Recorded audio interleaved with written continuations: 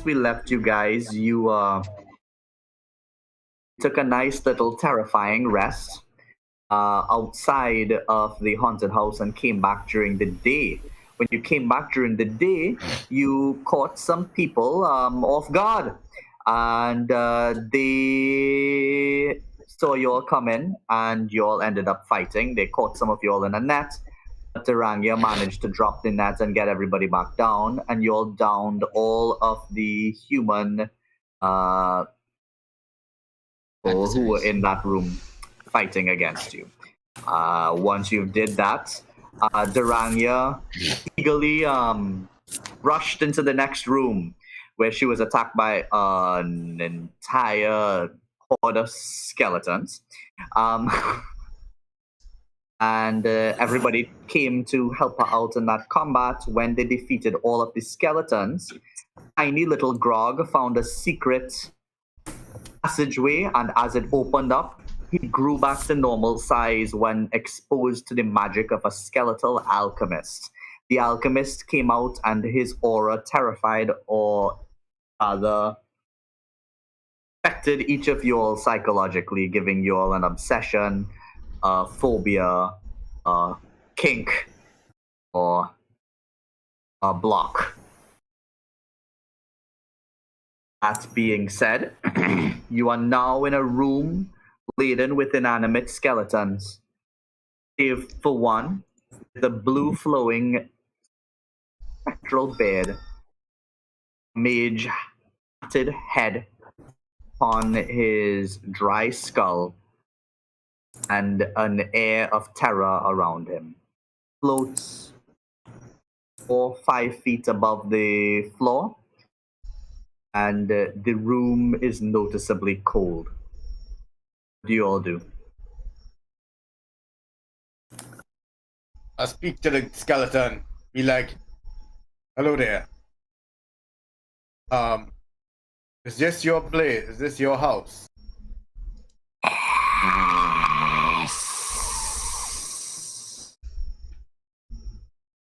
That's great.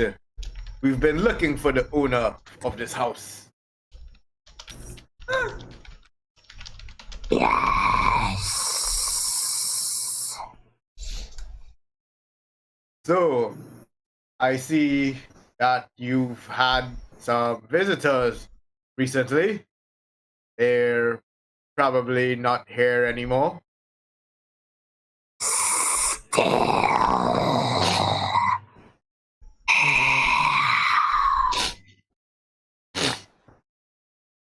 Yes. Oh, they're still visitors. I see. Where? Maybe we can help you. Oh, amongst you is a child of God. I didn't quite get that. Anybody else get that? He said he was a child of God. Something about a child of God. Oh, was sent by the storm. Yeah, it's a nice beard. He rushes up towards you so that his skeleton is directly millimeters away from your nose. Onyx, roll a wisdom saving throw. I want to touch his finger. Well, first, If you succeed on your wisdom saving throw. Okay.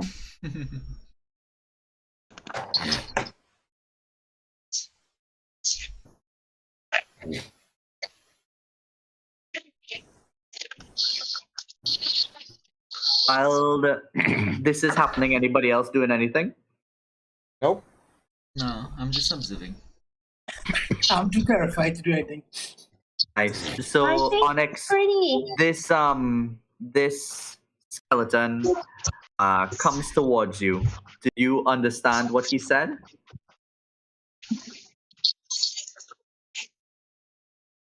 I reach out my hands to touch his beard.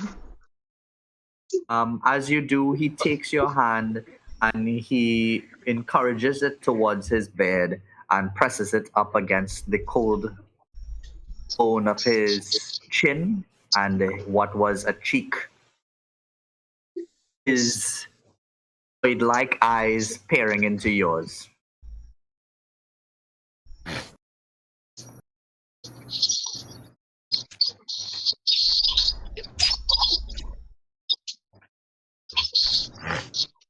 What do you do? I ask him how long he's been here. Too long. Or does he want to leave? Save. So Save? Save you from what? existence. Okay. How can we save you from existence? He swoops around the room, and as he's doing so, he flies through Caltrix, and Caltrix will feel a very cold chill surge through his entire body, and then he comes back to Gersha, and he gestures for you to follow him, and he flies through this wall. All right.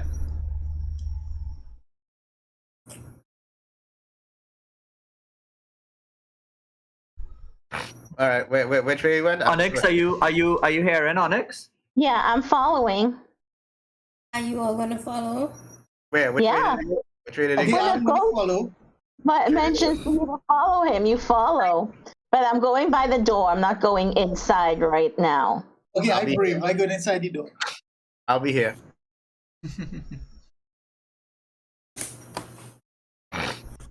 And he Wait. just went through a I solid can't. wall. Yeah, but there was there's a door. next to it. There was next to it a door. Okay, cool.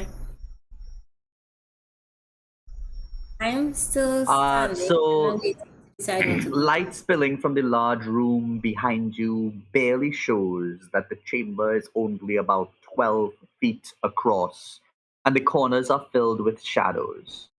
But little you can see is dingy and dirty. A hunched corpse wearing a pointy hat and dressed in a robe embroidered with mystic symbols lies motionless on the floor. Around him, the spectre that you have met whirls and spins, waiting for you all to enter the room. In wisps Show of him the bed pages from the flow book that him you around. found. Show him the book you found with his spells on the flowers. Okay. Once I get in the room.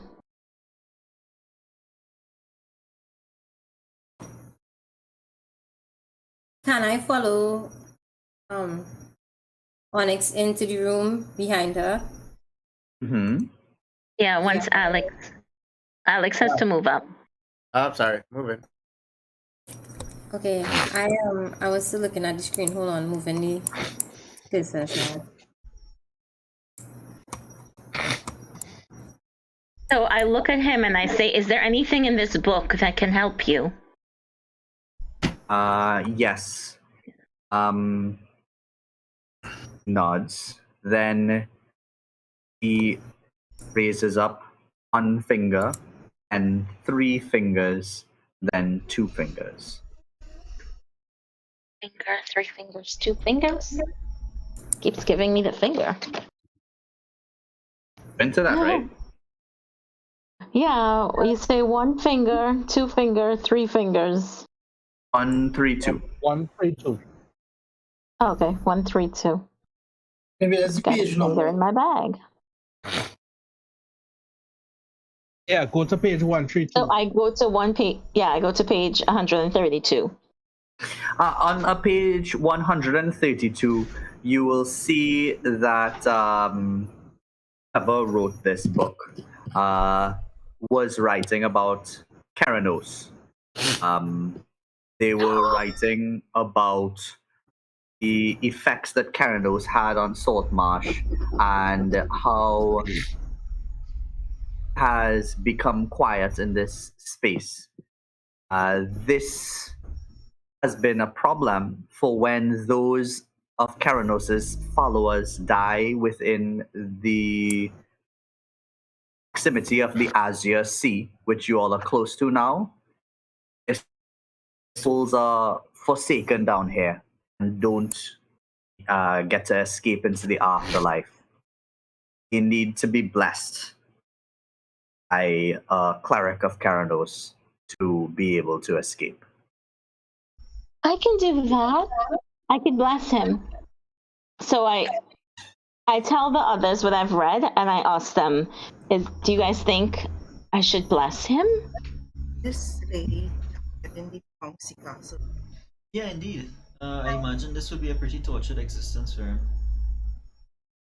I agree. I think that we should definitely help him out. And So pay tithes first. Yeah. but you should ask him though if he's ready to be free.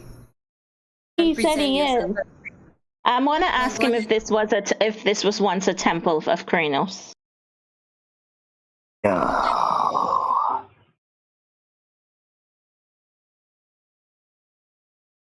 Is there anything else here that we should seek? Those trespassers.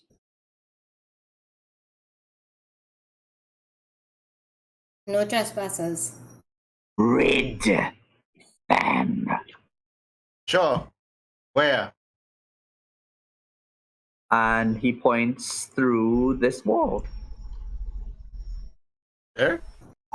not directly get in there? this direction. How do we get Um, there? We can't go through walls like you. At this point now, you all have been in a room with him for such a amount of time, a minute or so has passed. You all have begun to feel the torment of his existence. Everybody roll a d4 and take that much damage. Ooh. Psychic damage. One Did time I get a one? Oh, got a one. Ooh, Caltrix. Got a man. 2. What did I get? My patron is not I get happy. Hey, look, I got one finally. Good job. I get 3. Mercule get a 4. Mercule, you weren't here last week. Can you roll a d4 for me, please?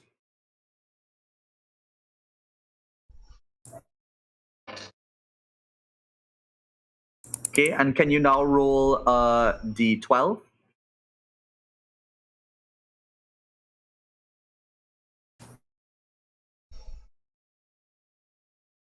Mercule, you are uncomfortably aroused by healing spells. Heh. Well, if you're gonna get aroused by spells, That's the best one.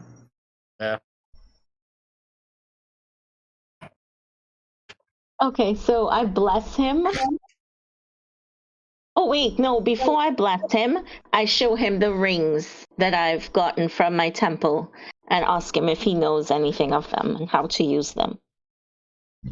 Great relics must be charged by Iranos at 3 holy spots.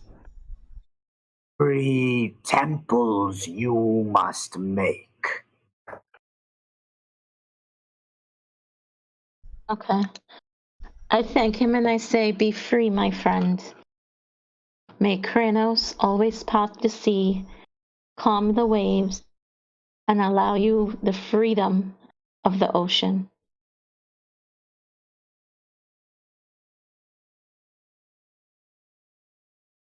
What do I roll? Expands until he fills the room like a vapor. Everybody would feel extremely cold. The pain in your mind would amplify as it begins to stop being tied to his spirit and it dissipates throughout this room. Seeping out of the open door, it even creates a bit of a whistling sound, and then the spectral sorcerer vanishes. In his place on the floor is a small orb.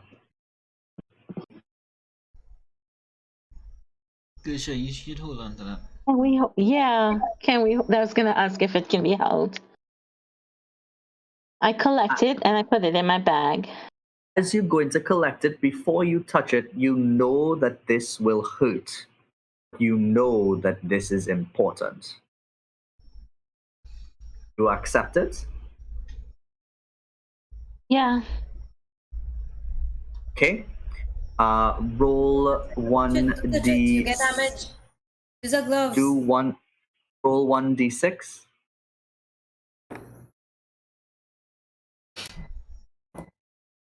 You take 4 lightning damage. You have advantage on your next roll. This orb is of Keranos, and it will have an important. It will serve an important role in your bringing Keranos back to Saltmarsh. Okay. Onyx, I'm are you happy. okay? This might be the time where everybody will notice that Grog is back to normal size. Yeah. Yeah.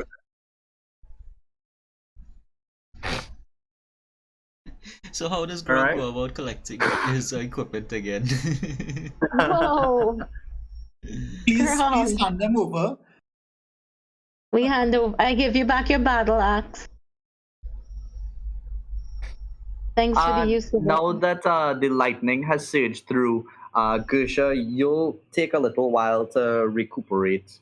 You're laden with spiritual energy, and it's difficult for you to concentrate and speak right now. Well, I lean up against Alec. Yeah. Yeah, sure. Again, Zach, yeah? All right. As you do that, you will notice that the lightning has lit a couple seemingly lightning-powered lamps. And you all can see that a bench runs down the west wall of what seems to be a laboratory. On the bench are jars of powders and liquids and several pieces of chemical apparatus. There's a table against the south wall forming an L shape with the bench. A book is open on the table. Also on the table is a candlestick with a tiny stump of unlit candle still in it. And a variety of other items that, even in the dim light, shine with the warmth of pure gold. One of these objects looks like a human skull. Hmm.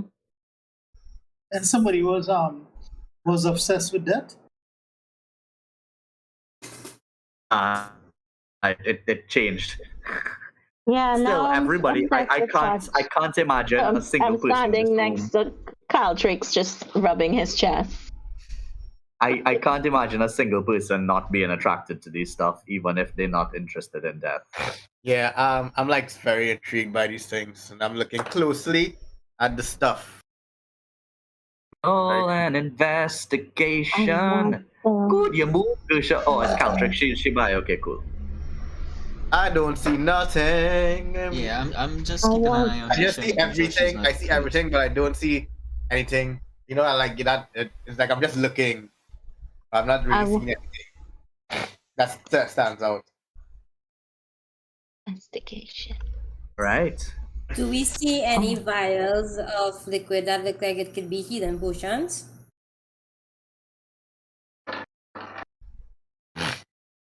Jeez, boy, everybody lows are low. Oh, I'm kind of. You don't see anything that looks like a healing potion, no. Can I take the skeleton head? Yes, you may. Thank you. Don't put it, remember where to put it, right? In your items, not in your attacks. Yeah? Okay. And next Or put in skeleton. parenthesis 20 GP. Doesn't mean you're going to get it for 20. You're going to be able to sell it for 20 GP, but it's worth around that much. Oh, I'm building a person, so I won't sell it. Building a person. Alex, even with your 2, you'll notice that the name of the book is "A Secret of the Philosopher's Stone." No author acknowledged. Take the book. Take the I book. take the book. Yeah, somebody take the book. I want the book, That- but then I already took the skull, so someone else can take the book. We can borrow it. Yeah, I take the book. I want to investigate Yes. this piece of paper here.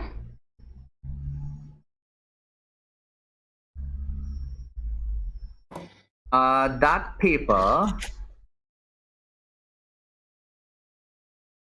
contains the spell scroll for dancing lights. Can I take it? Huh? That's like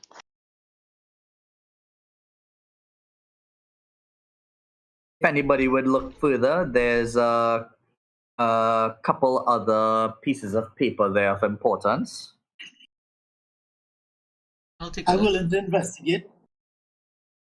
Ooh, roll it up. I investigated and I got a 16. Do I see anything that I should pick Got a up? 16, yeah.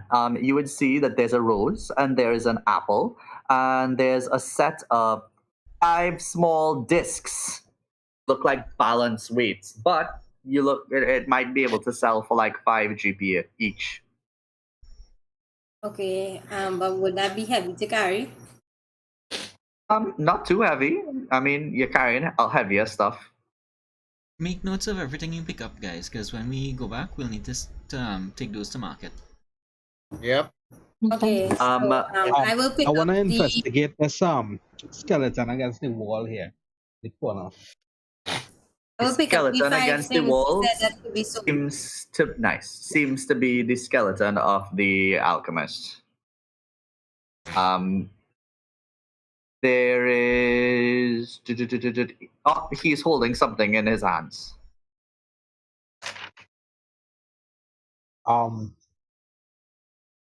But you rolled a 12. I use my rapier to just move his Nice. hands. So as you use your rapier to move his hands, no rot grubs jump out on you, and the small sack falls to the floor and reveals that it's filled with gold pieces. 47 or so gold pieces. Score. Nice. Does his hand What's that, fall off? 37? No, His he hand actually- falls out, but he's missing one finger. Can I take the hand? Oh, jeez. Maybe you should give him the finger. Yeah, give him the finger. But let me take the gold first in exchange. Okay. You said it was 37 pieces of gold? Or D7? 47. But I don't want to split up the goal. Well, we have to split up 1 piece everything. of gold. I didn't see Duranga splitting up the 5 small discs. Well, when we sell it, we was going to split it. I don't know. Adventurers, everything needs to be sold and then split up evenly. Okay, guys. All right, Chris. So I part with my finger, knowing that his skeleton won't rest unless he's together or something. I kiss it first, and then I part with it. Right. That's creepy as hell. There's a dead hand. That's my dead finger. Your dead finger. Okay. My rotting finger. You make out with your rotting finger. Cool. Just a Lucky pack rabbit doesn't finger. count. Okay. Bye, dead. Okay, so yeah, so his body's together. Does anything happen when I do that? Now that his body's together? It joins, and the warm feeling of Keranos, it seems to explode out of you. You finally feel like you are actually doing something I do. that is helping you along your journey. Good job. With your 16 Duranga, you'll also notice some more papers fall out from his robe.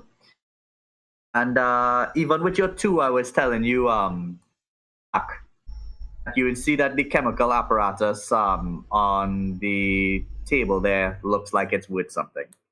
Ooh. Okay, so I'll take it. Pick it up, and I would, since I was the one that saw it, I would pick it up and take it to market to sell it as well to share with the group. Deandra, look at this shell here. This shell. Shell. Like a shell. I see in it, but Does it mean anything? blurry. I don't know. I'm not too sure. We could ask him with the investigation. Does the shell mean anything as I investigate it? Full history.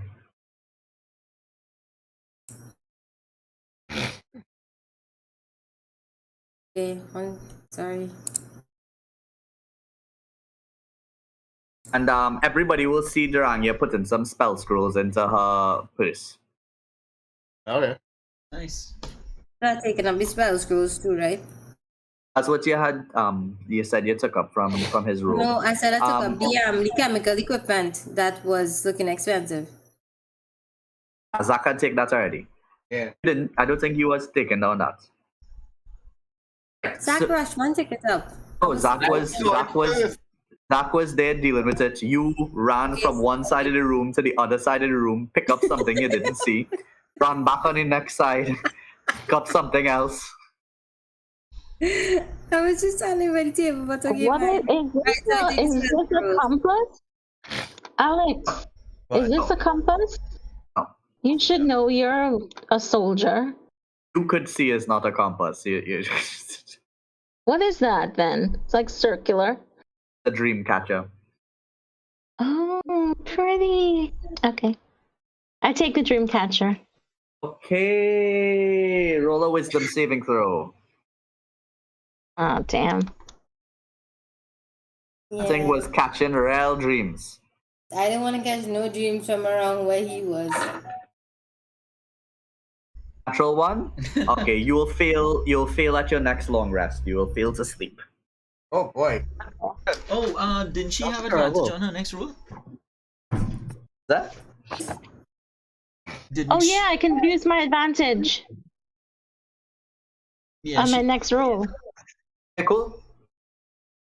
Yes, you get close to it and you realize, hey, I don't want to touch this, and you drop it. Well, I got distracted by this green thing here. What is it? Not sure. You want to touch it and see? Yeah, gonna it's wait over sparkly and here. it's green. Alex, what is this? Now that No idea.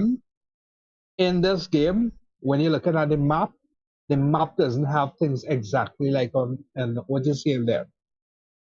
Okay, but So if you're looking at the map, you can't right just look at now, every single detail because Kranos says usually be it's just quiet. a placeholder map and you're just Kranos says be wasting time. still. It's just wasting time and not completing quests, and then you wouldn't level up, and then you will never have your level 2 spells. Kranos says be still as I walk towards this sparkly green thing. Knowing that I am not knowing that I'm fulfilling my The room is destiny. already investigated out. And Mercule, if you want to stop me, you gotta tackle me. So here we go. I reach out slowly, intrigued by this glowing, looks like a slug or something. Roll a wisdom I save. want it.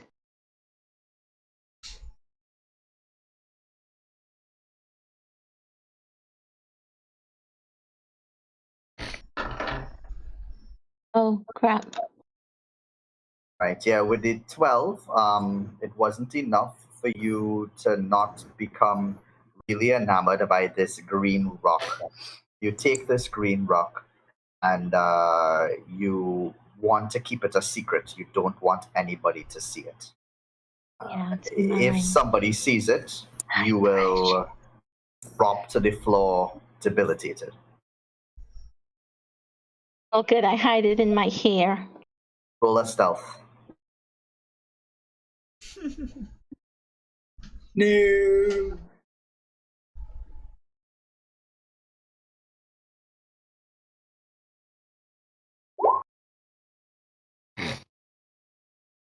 Heavy armor. Where did I get heavy armor from?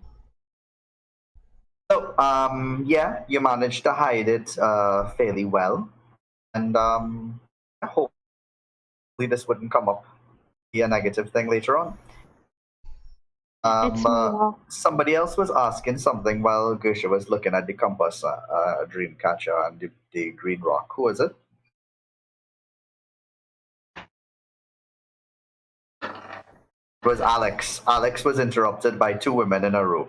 Alex, Yo, chemical apparatus is worth 20 GP. thank you.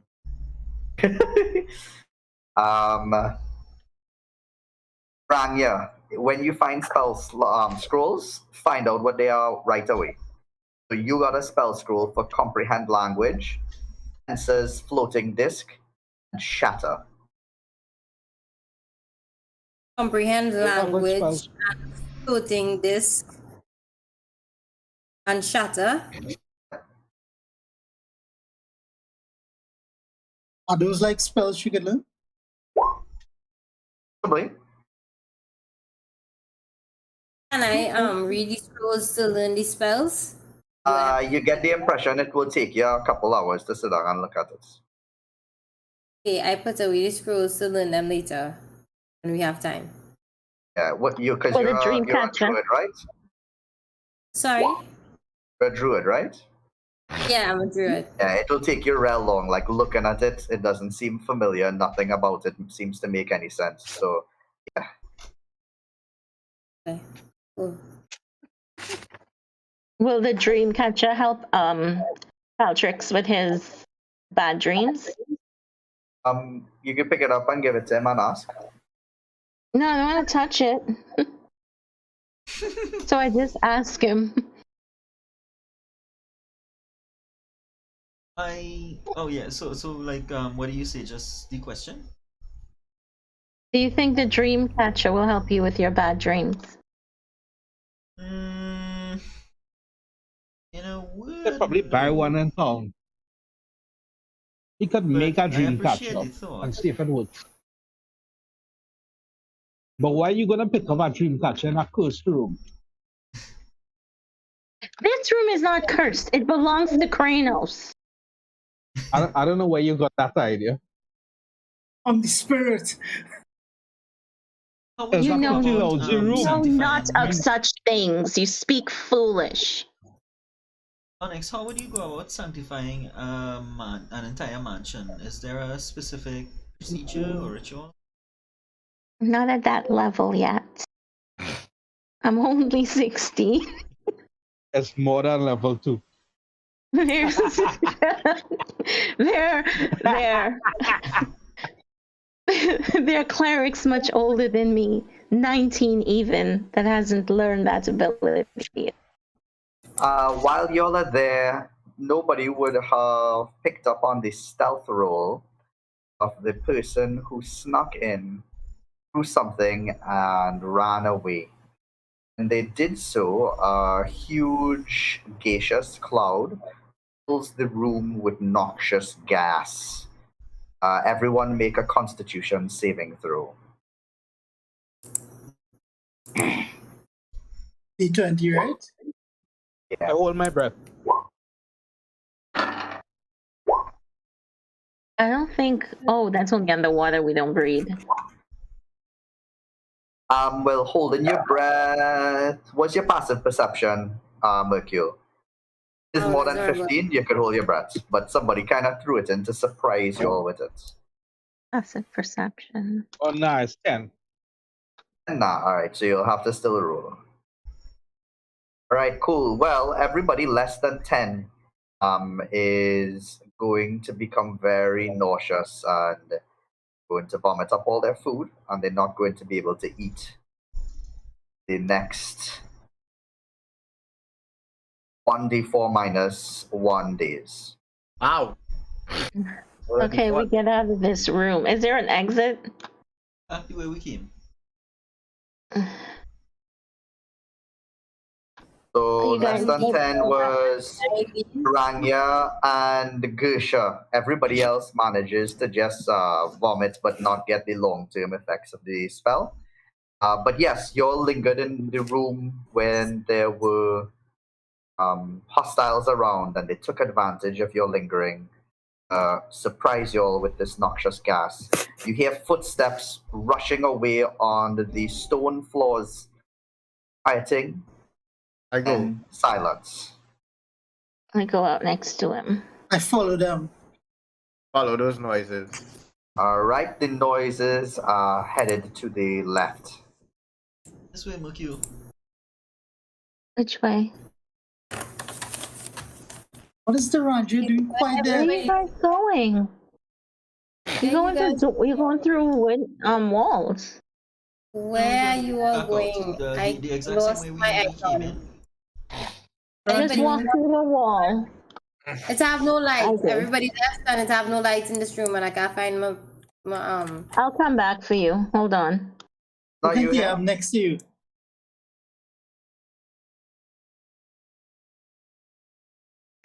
Oh, we're in the first room. Move away from the net. I can't move. I can't see my icon. Stop. You're right here. Oh no. You're right here. Okay, well, I'm gonna reload this to see if that helps, guys.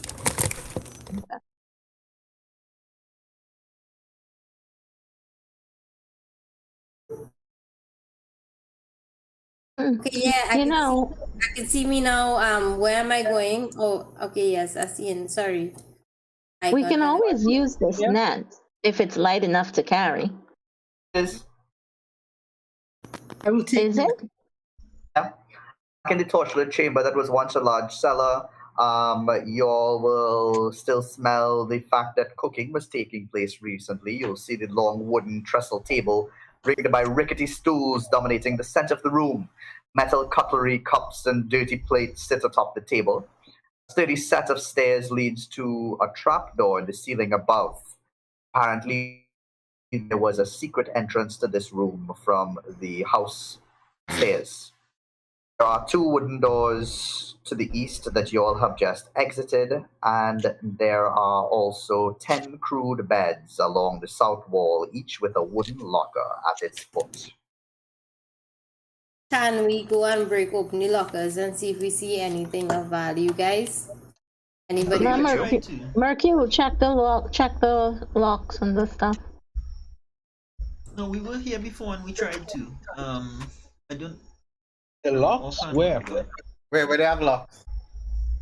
Let's have locks on the trunks of each bed. Each bed has a I have a chest. key with a inscribed, or I have a key with the inscription B1, so it's a basement key. So I'll try my key on every bed.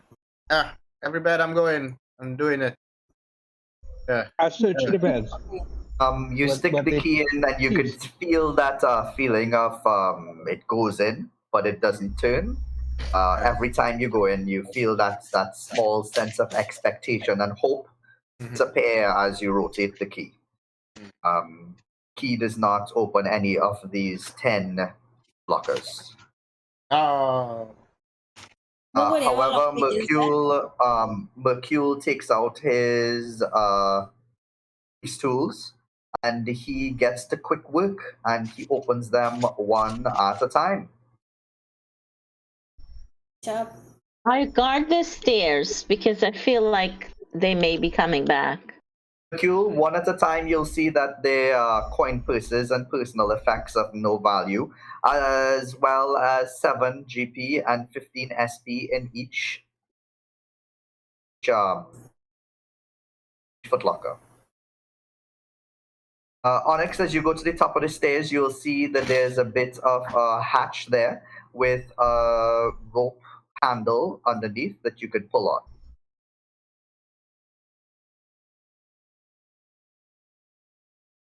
Okay, I wait for the others to check the beds. Okay, I Can think pull we it? can get rid of bed so we could go. Yeah, on and once we they could- finish checking the beds, I'll pull on the rope. I come and over. Gently. not Sorry. harshly. And then So as yeah, soon as I we're- pull on it, You're I up. step back. Okay, I pick up the net, put it away, and follow you guys.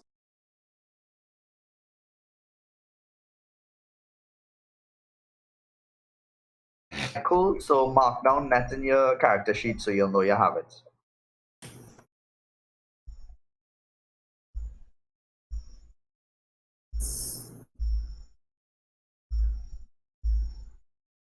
When y'all were leaving, roll a history for me.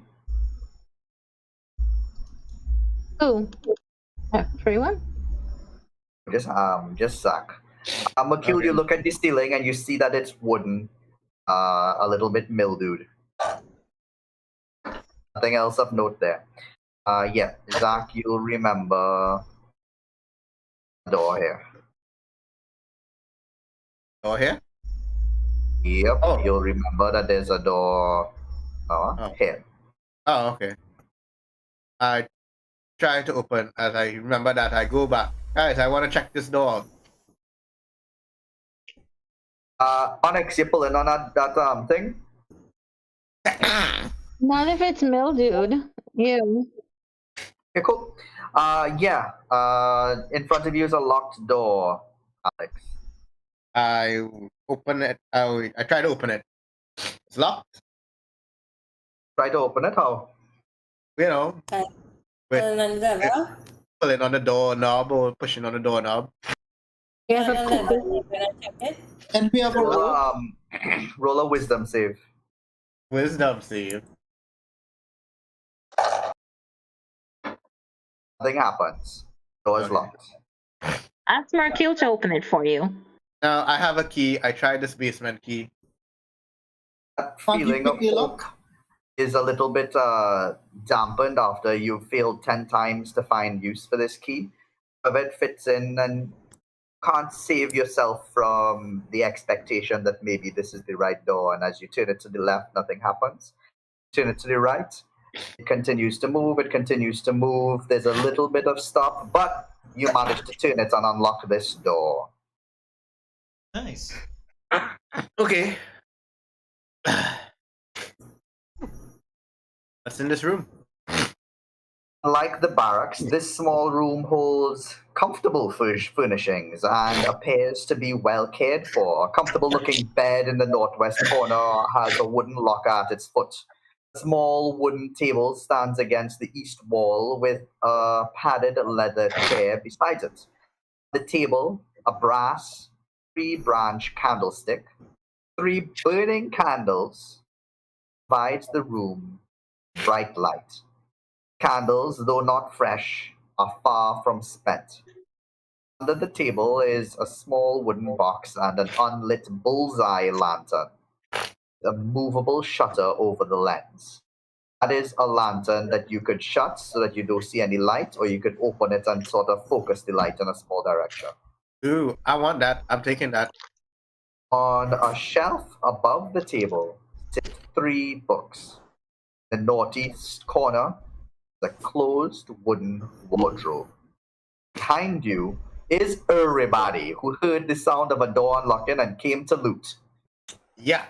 Apparently. But yeah, Zach, you'll have first dibs on any investigations. You have the Cool. bullseye lantern. Investigation. Give me something. No, I see nothing. Zero.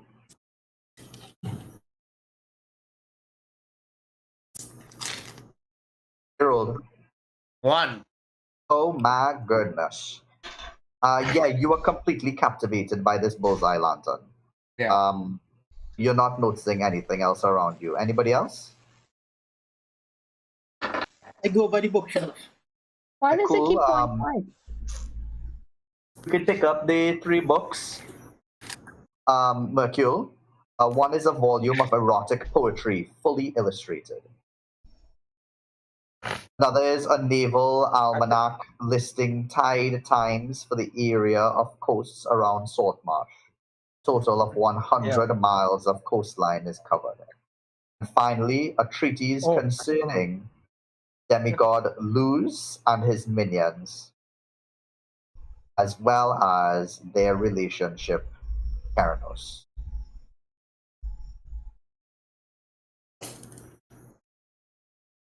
You sure you should take that book? Yeah, I wanted, but Mercule said he picked up the books. Did he do? Mercule should give it to because he might be able to use it. So a couple things gonna happen. I want to investigate. Sure, Onyx is going to notice something all from the book. Hmm. I pick it up. Oh, it's a mysterious note. It says 176, 176, 34, and 389. What on earth does that mean? Could be page numbers, or it could be coordinates. Where did it fall out from? The book. It could be the page numbers in the book. Yeah. Which book it fell out from? He's not sure. Mercule has I 3 think we books. That's from I the think book we with the should go to the representation, Kranos yeah. book and flip to those particular pages.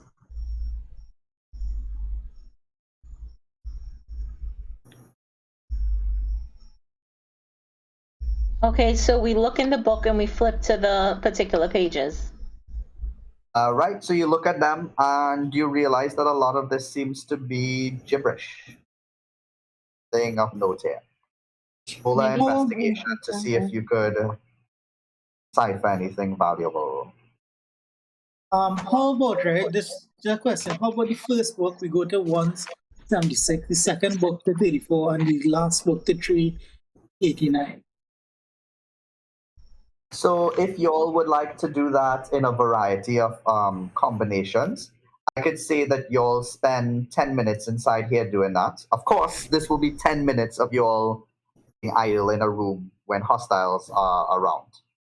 If you do that, I will give you all the summative conclusion to all of these experiments.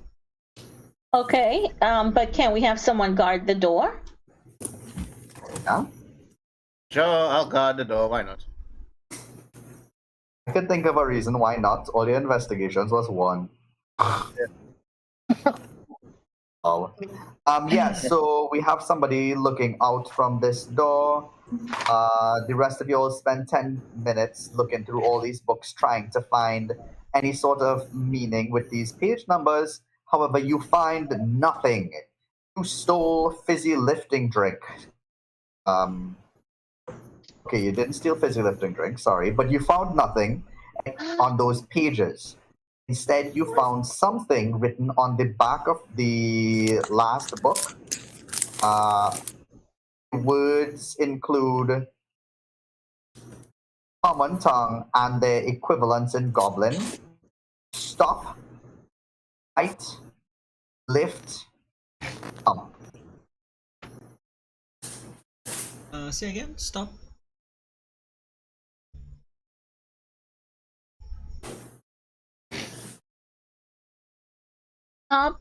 Stop, fight, lift, come. Lift, and come. So yeah, you'll see basically the common words here as well as the Goblin words there. Anybody who would like to Training learn goblins? They I don't know. training goblins to steal and attack? Oh. Huh. Stop, what? Because when you're training a dog, Stop, They- fight, lift, come. They're written in the yeah, that's chat. Stop, come, fight. Stop, fight, lift, come. Okay, It's written in the chat. You could look in the chat and see it. Oh, okay. The book of coastline details in Saltmarsh, does it use a coordinate system? Like, does it use map coordinates or anything that would look like these numbers? you have a navigation tool skill. Were there any numbers on the chest? Or any numbers around in the room that we could see? Yeah, there's a chest here, it looks like. Can we see if there's In like a the lock room. or maybe there's a secret code for the lock? lock? On the chest. Chris, Oh you're no, kind of there's breaking no up. secret code for the lock on the chest. Okay. It What? is a small wooden box that holds 12 candles, flint and steel. And Okay. as well as a detailed method of something called the signaling system. Oh, that So sounds this interesting. system they use signal. Okay. Signaling system. What does that system entail? Ones and dashes. What's-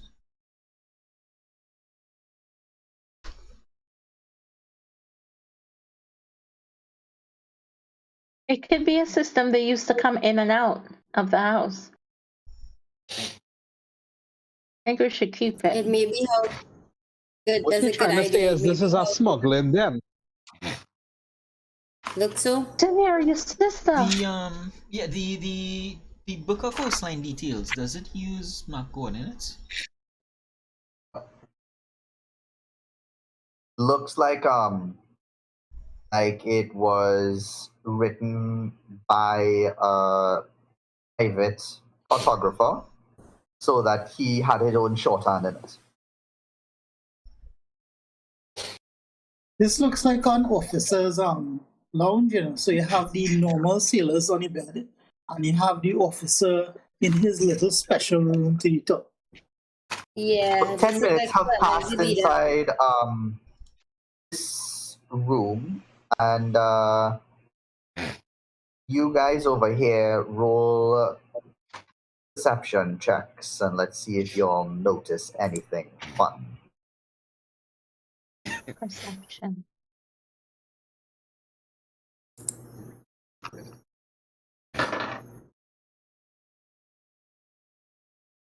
Chugusha, you busy looking at books.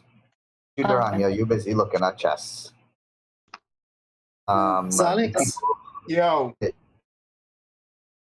think you have to do the perception check. Okay. Hmm. There. Okay, can I come up? Yes, Alex. Good Alex, you hear a job. small creak, like a door being opened, and then the creak pauses. Here, then I open the door. the door closes back. It seems to have come from the left side of the room. Left side. Should we go investigate the left side to see where the door was, where the Come sound out. was coming from? I come out of the room and I go and investigate. We'll take in the signaling system and the book sending. Yeah, definitely. Yeah. I go and I'll keep the investigate too. candles I think it's the and the flint. goblins and the officer. I want to go and investigate, but I don't want to go by myself, so I go in behind these two other people who leave already. I like it. Ready to I see a fight. man over here taking cover as well. Nice, nice, nice. Q, what you up to? I think I'm on top of somebody. Oh, to me, I don't know what's behind these walls. So I'm looking at the walls here. Walls. If I can see anything hidden. A little ping, so I'll know which walls you're talking about. Okay. Yeah, with your investigation at 2, you wouldn't notice anything unique about those walls. You'll probably spend a 5 minutes checking carefully, Yeah. passing your hand along all of them. They're very cold. In those 5 minutes, what is everybody else doing? I'm hiding under the table. Okay. Underneath the table, unfortunately, there's a small centipede. Roll a deck save to see if you could avoid getting stung. Trying to get away from things to give people light. What am I rolling? Deck save. Very low, you'll pass. Yeah. You move your hand and avoid that centipede crawling up into your armor, and you could even crush it, and you're safe underneath there now. Okay. Anybody else? We could I am head on preparing up. my glaive. Yeah, I think we Take should out my head back up to the glaive. ground floor. Preparing what, sir? I just take out my glaive, getting ready for Okay, combat. cool. I go over Okay, to I draw walk my by the blade. walls.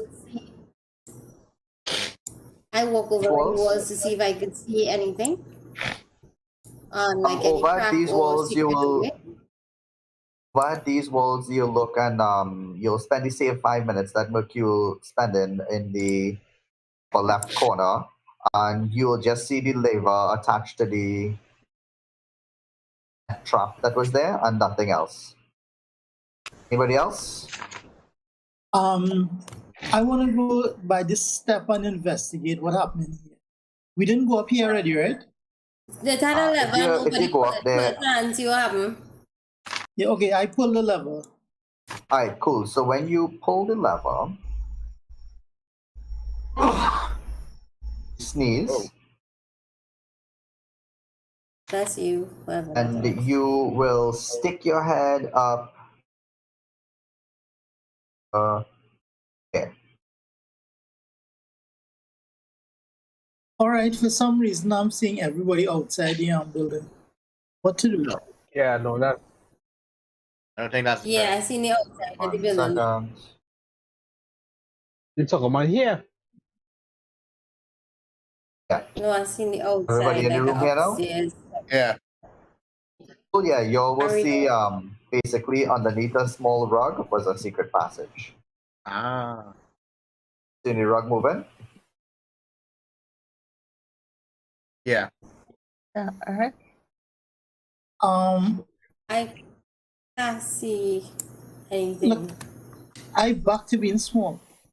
And I just put you here to show you what you're saying. We didn't move here. Okay.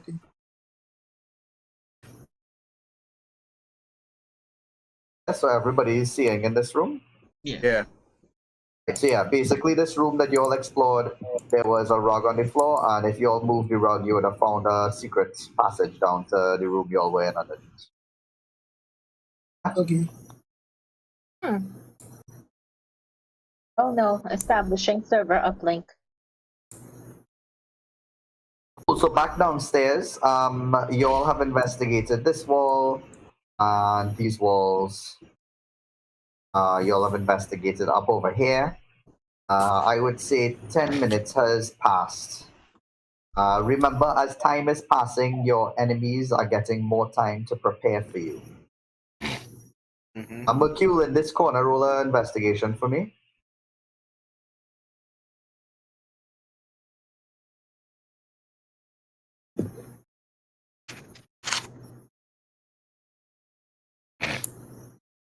Ooh. Right, yeah, so Not there's a very inconspicuous bookshelf built into the wall here, and there are a variety of books. These books are a wide variety of thicknesses, as small as some pamphlets with just like 5 pages, up to some tomes with 400 or 800 or 1,000 pages.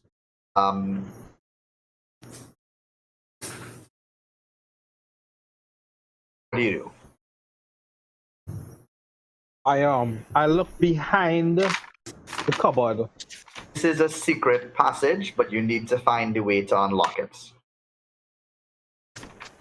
Yeah, with your 20, you found the way out. You'll just need to find a way to unlock it. With your 20, in fact, you will see that there are 3 spots that are basically a slightly different color, facing off 3 different books. And they are empty right now. If you put the appropriate books, you get the impression that the latch will open. Were there like 3 Oh. books in the officers' quarters? Yeah, you all Yeah, took them with you. Mercule has them.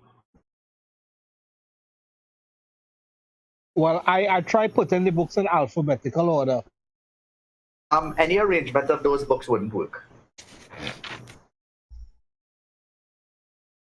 You all will notice Mercule in this corner over here moving books So I around, communicate making with some them. noise and stuff.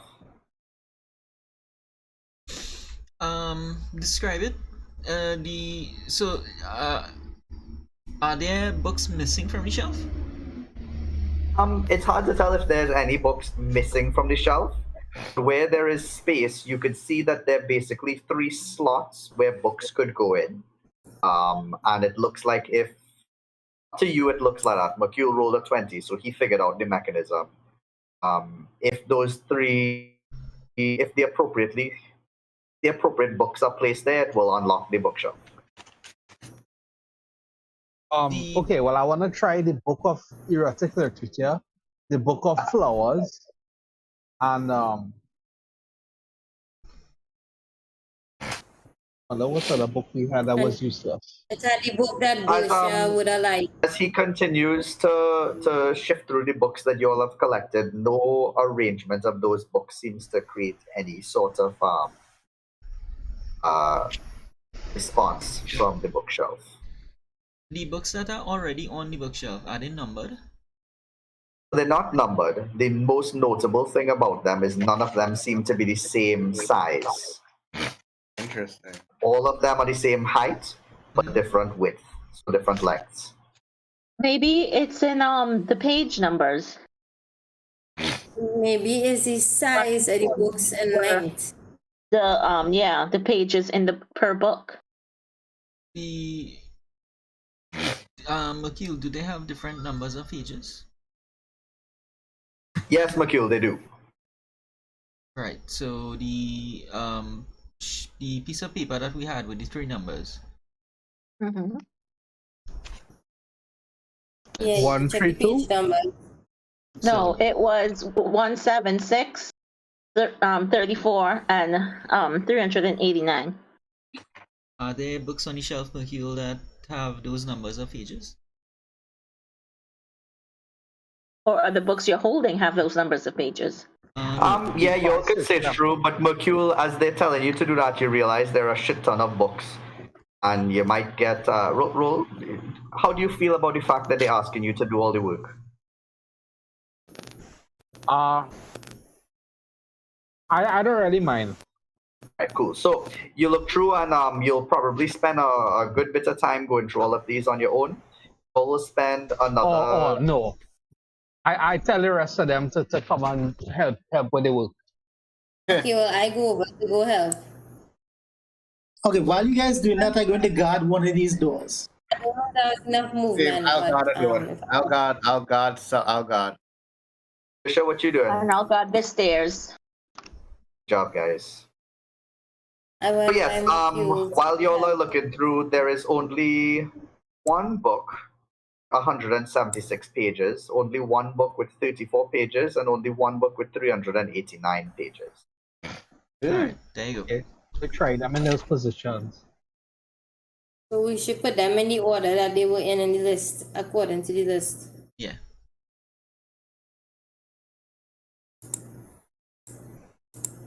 Cool. So as y'all place those in, the first book makes a nice, satisfying click. The other one slots in and makes another satisfying click. Third book goes in. There's a small creak above you, Gersha. Might be the house settling, might be somebody walking, it's hard to tell. Right, Then someone might a be satisfying click, We should get off And- the steps. and the secret passage opens up right over here. I open. I grab what do I have? Guys, Damn, I wish I had my yeah, bow. we should head out. Bring it in.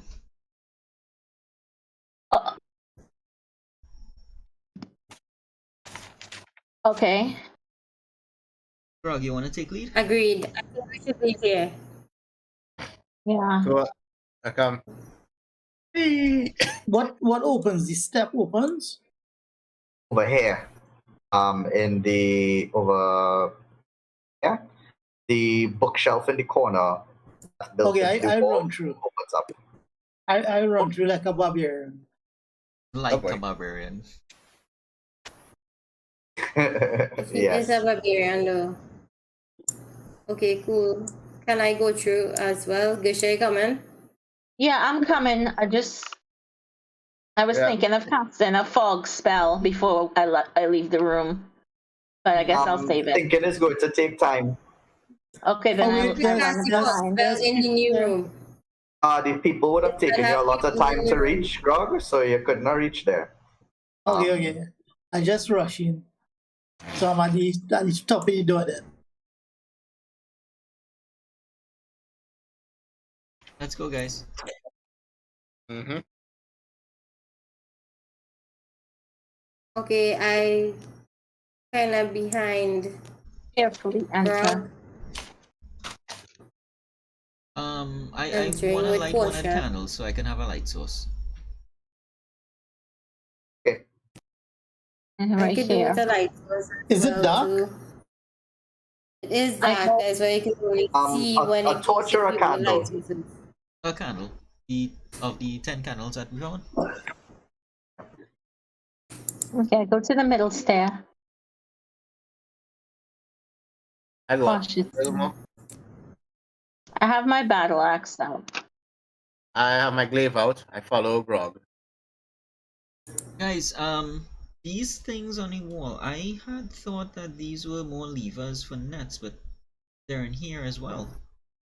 Hmm. No, those are What? lights. Those are where you put lights. Sconces? Like candle holders. Yeah. They do look like sconces. It just they don't have torches in them. Okay. Yes. As y'all enter this room, you could immediately notice that this is not the same sort of building. This isn't stone. This isn't wood. This is cavern. Yeah. I mean, on the dark. Must Nah, be it's not. It's tunnel. not underdark. This There are no uneven, mushrooms? naturally formed cavern is about 20 feet in diameter.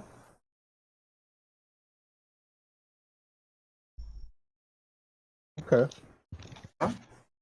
And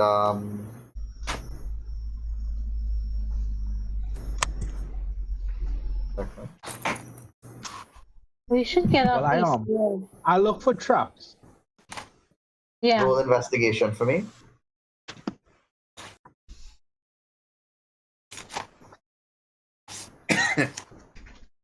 Me too.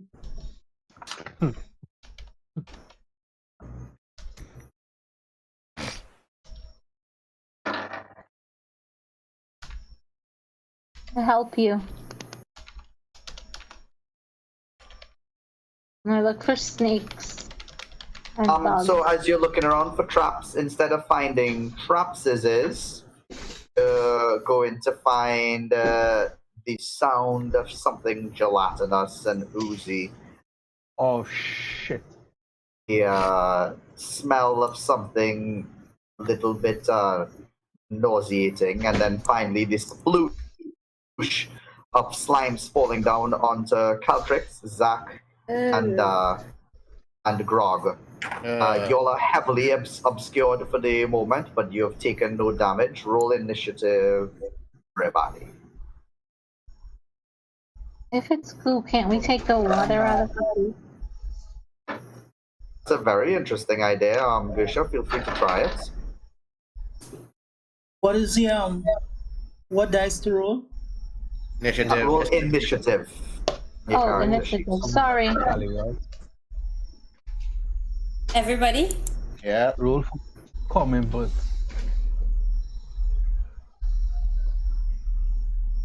Yeah.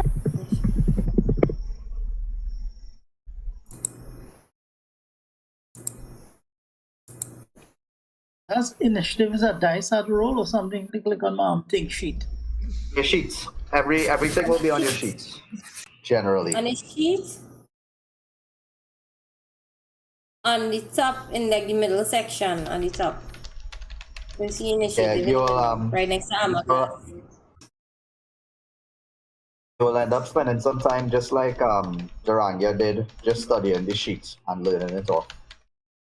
That's how she know where everything is.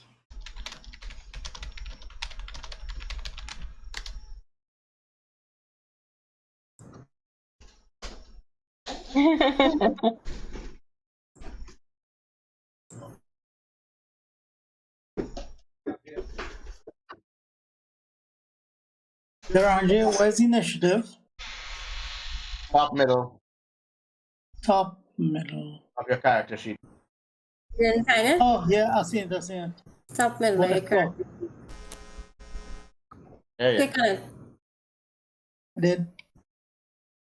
Click your icon, then click your. Oh yeah, he's in initiative, right? Right, everybody seems to be in. And Mercule, hear the sound and a little bit of splatter hits you behind the neck. You turn around to see that there's a slime on Zach's head. Ah, What do you do?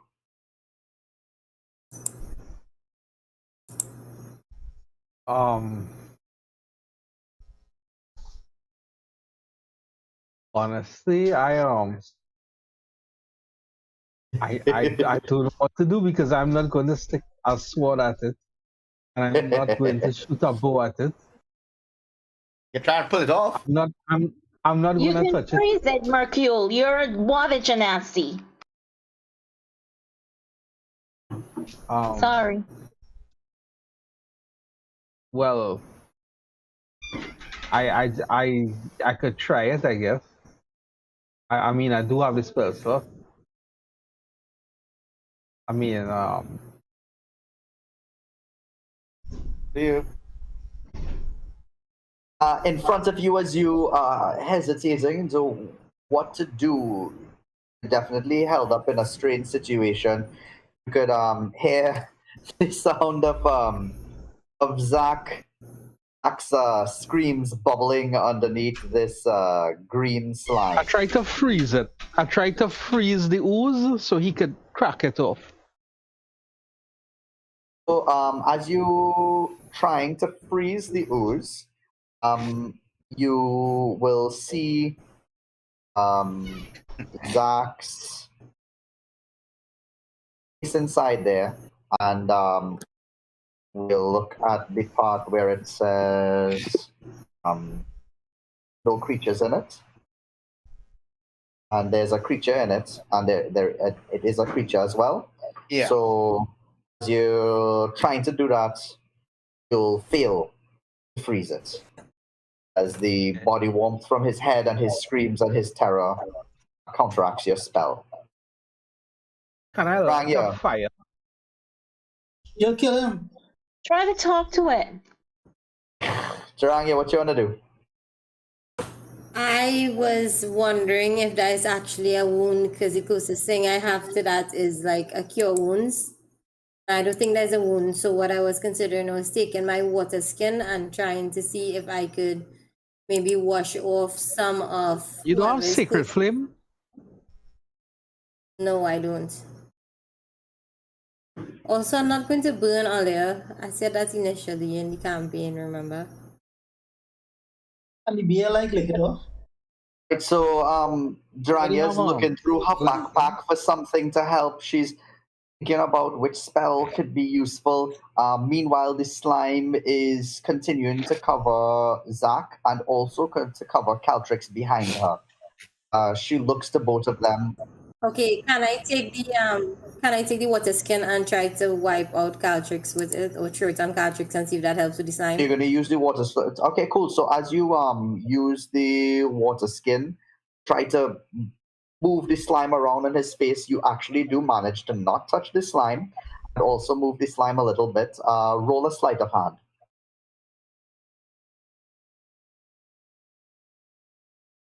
Very creative problem solving there. Yeah. Excited for Zach. Oh, good. Okay, cool. So yeah, you managed to use the water skin to like basically push it up and off of Caltrix's mouth, nose, eyes, and You push it down behind him, and it falls down onto the ground next to him. And Altrix, you could breathe in finally some She fresh says, air. shoot, shoot. Your water skin consumed by this green slime. Zach, Okay. you are completely covered by this uncomfortably slimy, cold creature that's moving around you. You could feel it vibrating. Take my hands and I try to pull it off my head. All right, roll a sleight of hand. Oh boy. And I just roll strength. He slicks it Johnny Depp style, Yeah, you could roll strength. Johnny Bravo style.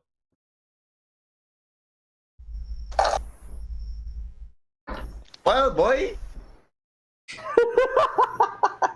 I want to give you an inspiration for rolling 3 nat ones in a row. Like this is. I know, right? This is a tough that one. once too. I didn't feel it as badly as for Zach. Yeah. Zach is out here trying to do things and nothing happening.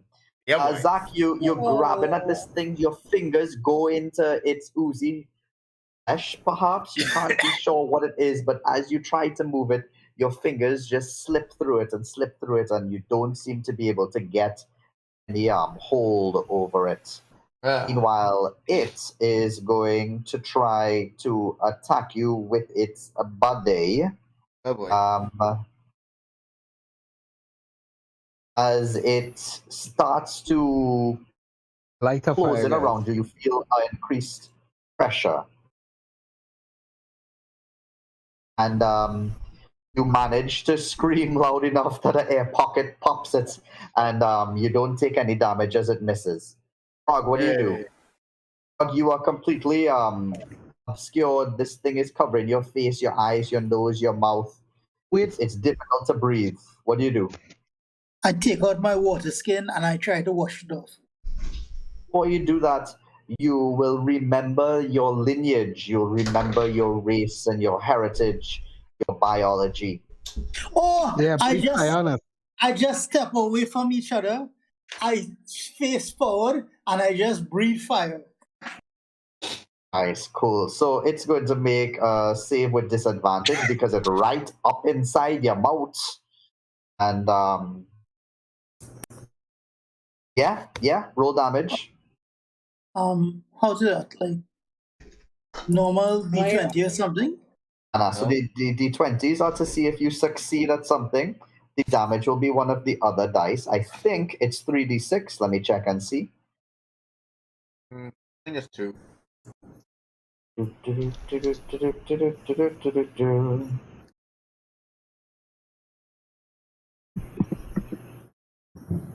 Weapon.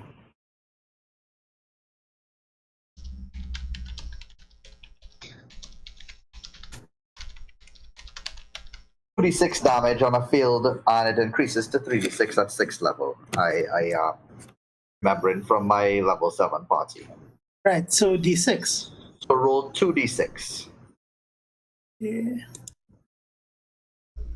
Apps. Okay, I take 8 damage. 8 damage, and yeah, you breathe fire, and as you breathe this fire, you completely obliterate this thing from in front of you. Much better than a water skin. Don't ever forget the cool abilities you have, right? Good. Nice job. Next up, this slime next to Caltrix is going to crawl up Gersha's ankle, calf, her thighs, her butt, her back, and through her hair oozes around onto her cheeks, her face, her nose, mouth. Oh, that's not human contact. It's not your turn yet, Gersh. It's going to roll a 12, 13, 14, 15 to strike. That beats your armor class, Onyx. Oh. My armor class is 17. It fails to do so as you block your face with your hands, and you save yourself from this pseudopod's damage. And it is now your turn. As you create or destroy water, now I will allow you to dehydrate this thing. And yeah, as it dehydrates, it gets super, super small. And for bonus action, you could step on it. Who's after me? Next, Hold on, I didn't hear you. My bonus you- action? as you destroy the water inside of this pseudopod, which will not work on every enemy, by the way. This, Well, this enemy- one is full of water because it's slimy. This one is almost all water. So yes, I think it's excited to use this in this way. Yu-Gi-Oh rules. So go ahead. You dehydrate it and it becomes very small and falls to the ground. For a bonus action, you can step on it. Okay. For a bonus action, I would do that. I would step on it. And I tell the others I have a blanket. What if we cover ourselves with blankets to get out of here? And Caltrix, it's your turn now. One more green slime covers your body, Zach. Between the two of you all lies the Orid Duranga and the unbothered Onyx Star. Can I give Zach the person behind me my blanket? I know. All is good. I'm covered by it already. Oh, okay. Also, they have Can I like give a. him my water skin? On your turn, you could, but right Okay. now it's Caltrix's turn. I don't think I can get to Zach too comfortably there. But Eldritch I can, Blast. Eldritch Blast. So I'll just say to Mercule, try a torch. Where Okay, you so get I'll try. I'll try with a torch. Right, you have a torch, Mercule? Don't we all have torches? Yeah. I don't know. I don't know if all you have been using and throwing away and stuff. You take out a torch from your bag for your free object interaction. You could light it for an action and hold it up in front of him. And it Yeah. does seem to scare away this thing, which jumps off of his head. And Zach, you were very close to running out of breath. As this thing jumps off, you could gasp for air and feel very, very comfortable. I'm gonna skip to your turn, Zach. Okay. What do you do? Go and attack it. Pull it. With my glaive.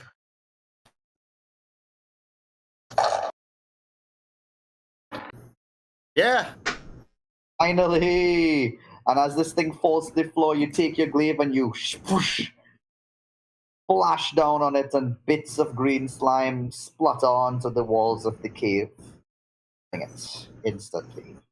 You all are now out of turn order. You could move freely.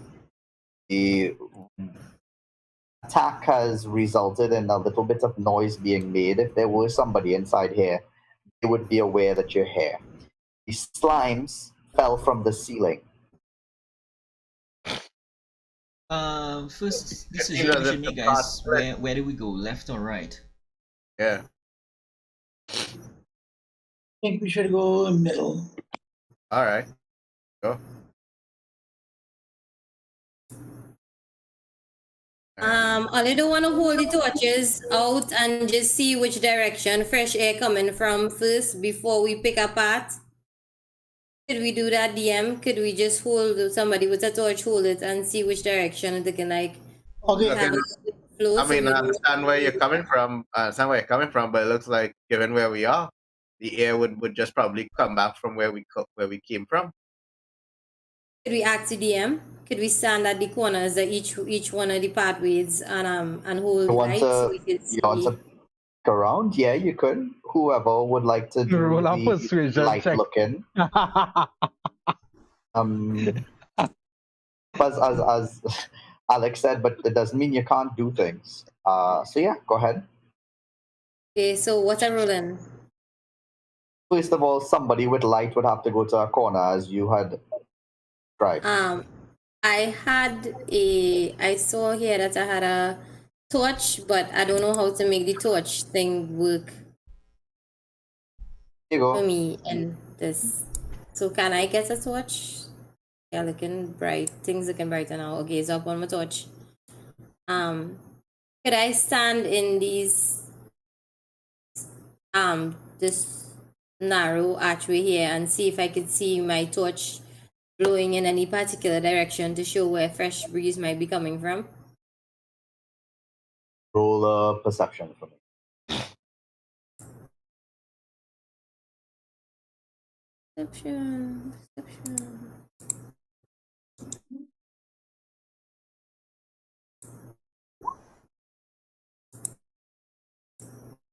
The torch flickers to and fro in many different directions with the hazard whimsy of a regular flame. Cannot ascertain the Man. direction of any. Oh well, let's go. Whoever wants to pick. That's my best shot. I roll dice. I liked the idea, Duranga. It was a good I think idea. it was a good idea. It seemed like a good idea. It was a good idea. Yeah. No doubt about that. Okay, cool. Well, the guy, the ghost. If I have my geography correct, he pointed in this direction because the room he was in was somewhere up here.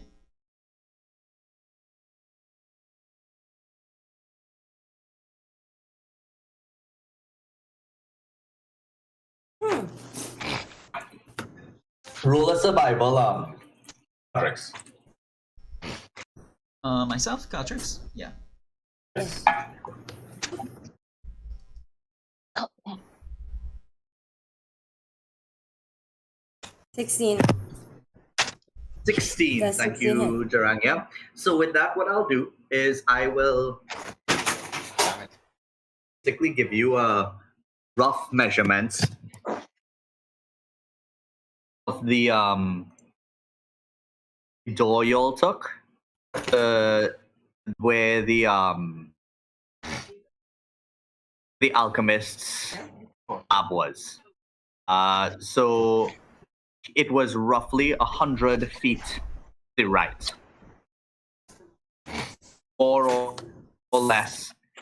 With a 16, you know that you're kind of close. It's roughly 100. It might be a little bit less, might be a little bit more. You're not sure. Alright, so it seems like Mercule is headed in the right direction. Let's go there and Mercule, look for a right turn.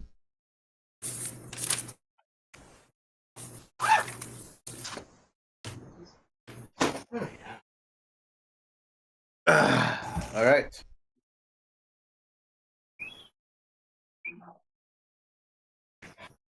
Okay, so we going up, right, guys? So Mercule is up ahead scouting with a stealth of 21. Mercule, with your stealth of 21, you've checked out the way that the ground and the gravel is. Yeah, man. And you've seen the best ways to step around. Yeah. With your perception of a nat 20, you've managed to look up and spot every bit of green slime and avoid the green slime reaching forward. You did pass about 3 green slimes on the ceiling. If your allies walk underneath them, they will fall. Green slimes will fall. I communicated to my Just carry on, but comrades. How? You go back stealthily and whisper to them, or you're going to say it out loud, or you'll send I motion in sign language to them so they could see my pointing and my gestures and clicks. Right, cool. So, Grog, you could definitely see that from where you are. Where are you, Zach? I'm right here. Ish. You were underneath the dragon. Oh. Cool. Yeah. And I was next to him. All right. So yeah. The thing about what's going on, Grog, is that Mercule is scouting ahead quietly. If you go as well, the noise you make could give him away. Would you like to go with him, Grog, or would you like to stay back and let him peek? No, I will stay back and let him peek. Okay, cool. Mercule, how you handling your light source? Using the forehead, torchlight forehead thing. Okay, cool. helmet. Be aware that as you're stealthing forward, even if you make no sound, if the light shine in somebody's eyes, they're gonna know you're there.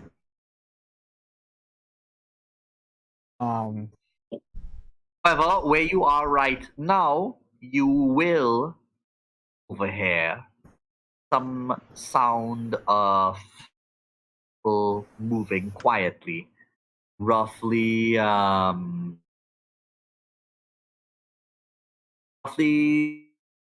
25 feet to the left.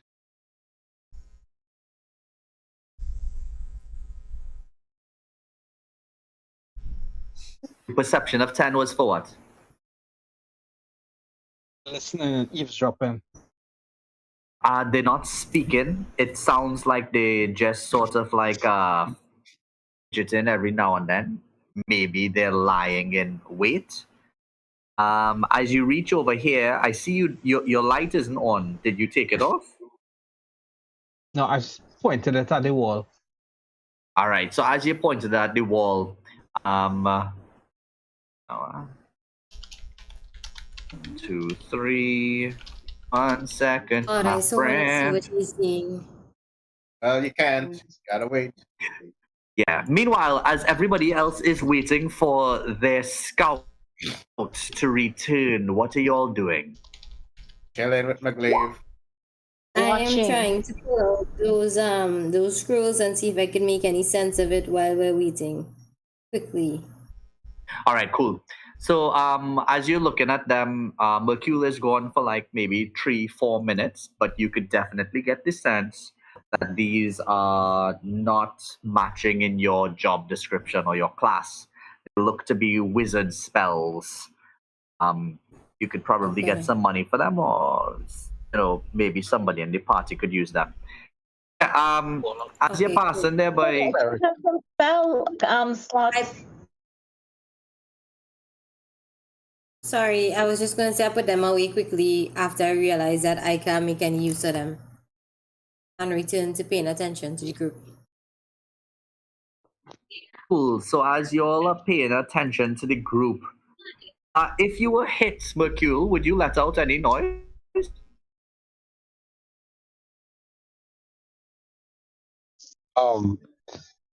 I bark in pain.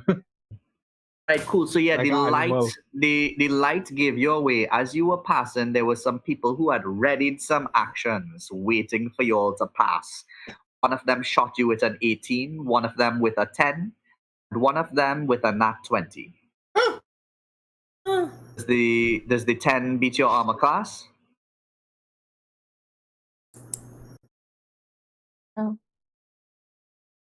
Cool. And the 20 definitely killed me, I'm sure. I feel so too. The 20 by itself is 16. Yeah, so 16, 17, I roll over with a whimper. everybody could hear the whimper, and you could hear the thud of a body hitting the floor. Yes. I hear that and I go up forward. You're going up forward by yourself? Ish. I signal to Grog. Hey Grog, something happened. Let's go. Can I like breathe fire on all these slimes, burning them out, allowing my party to safely come across? We kind of already know the part. Okay, yeah, we could do that. Mercule already told us how to cross it without triggering them. Yeah, basically. I'll follow him then. Right, Right. cool. I'll stay behind Merkel's body though, because we know that's dangerous. Right. I come and I look ahead. I see Merkel's body, but I look ahead. I see the bandits. I see bandits. Don't run up close to them, they'll shoot you. Well, what I'm going to do is basically giving everybody 5 seconds real time to tell me if they're running forward with Zach or they staying back. One. I run forward. I stay in with The group 3, closest to the 4, group. 5. Okay, so I see that Onyx stayed safely in the background, not going up to join the group. So, Zach, you're by yourself in front there, closely followed by Grog. And the three of you guys are in the back here, also fairly stood, out of the range completely of the other combat. We're going to use the same initiative as before, except we're going to be starting with Mercule. You roll your death save. Yeah. Yeah, and we're going to be starting with Zach. So Zach, look inside here and you see that there are 2 male bandits, 1 female bandit, and a guy dressed like if he's the captain of the ship with a big, interesting hat and eyeliner and lipstick and lots and lots of jewelry in the back. The room itself, the cavern, like the passages leading to it, is well lit by torches held in simple iron brackets around the walls. You can see 5 small bolts of cloth stacked against the wall to your left. To your right are 8 small casks in a neat row. Right. Yeah. I'm attacking this guy in front of me with my glaive. I can attack him from here because it's 10 feet. Yeah. As you look in closer, you realize that this dwarf-looking guy, he looks like he's inbred with something not human, not dwarfish. He has some really big teeth. Yeah, you rolled to strike with a 17 and succeeded and did 12 slashing damage, and you immediately just struck this guy down. Yes. Gorgeous strike. Yes. My rage knows no bounds against my allies. Yeah, boy, Zach. All them natural ones pay off, right? Yeah. All right, cool. Does it for you? Yeah. Yeah. I'm going to do something. I will use my I'll use my action. I will move forward again to the next one. Action surge, which allows me to do another action and attack the next person. Yeah. Right. Which person is the next person? The female or the male? The female. All right, cool. So yes, that is a 17 again. Yeah, they hit. Diggity diggity dog. Yeah, you hit and you do 7 slashing damage. Yep. All right, cool. That was gorgeous. So she seems to be really wounded as she dropped and she said, I thought we were ready for him, Captain. Ooh, this is just a flesh wound. Dog, see your partner run inside, kill one of these guys by stabbing straight through his neck and rush forward and stab this other one in the shoulder. What do you do? Is the woman dead? No. Okay, I run up, I blow fire into my great axe. It bursts out in flames, and then I stab her with it. As you blow onto your great axe for free, it does not catch on flame. You would need something like an oil or a special weapon for that to work. However, you could run forward and use your breath attack by itself if you'd like. Which is better, the breath attack or the great axe? So your breath attack is a cone, and therefore it could damage multiple people. Oh, the great axe. So I move forward in a particular cone, catching her in the middle and kind of trying to get the pirate in the background so I could hit 2 of them together. But basically aiming at her. Yeah, you could do that from this spot.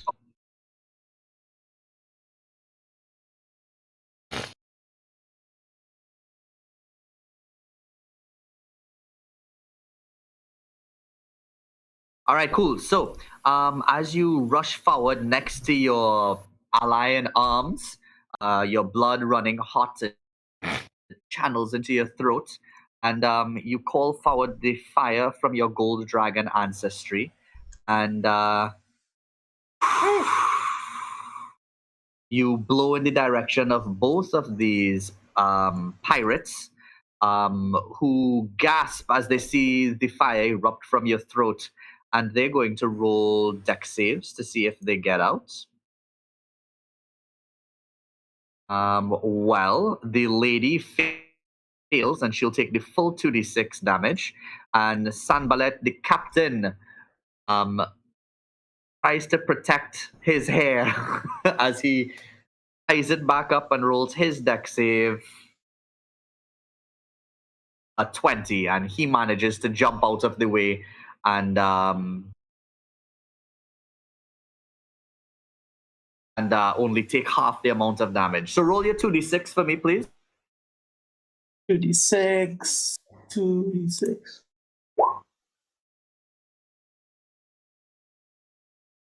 Right. Okay, cool. So Homegirl over here is going to take 6 damage.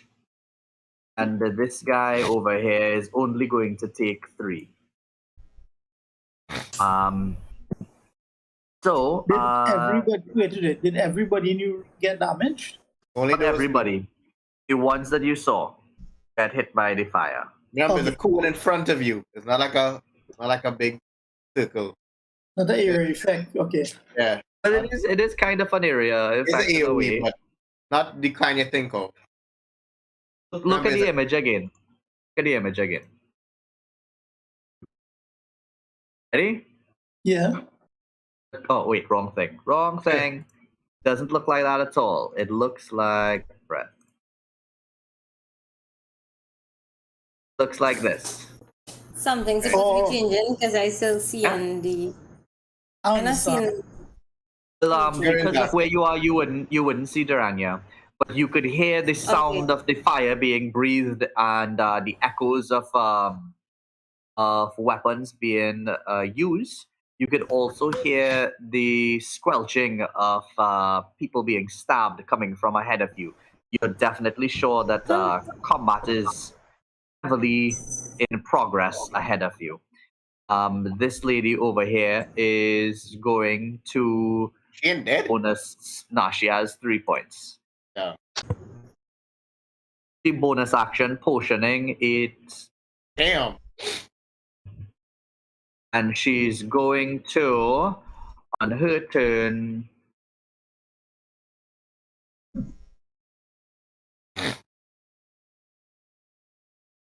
step back twice and longbow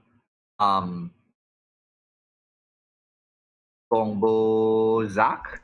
Okay. She draws it back. You could hear the thwang as she lets it go. But the shoulder that you stabbed bleeds, and she winces in pain as she misses completely. It hits off of the ceiling and falls harmlessly onto the floor. She quickly grabs another and tries pushing her chin down to lessen the blood coming out from her shoulder, but it's not enough. And her second strike also misses. Sanballat is going to see that she's frightened, and as a good captain does, he stands up in front of her so that she is safe there. And he is going to... 1 second, everything started to run a little bit slowly.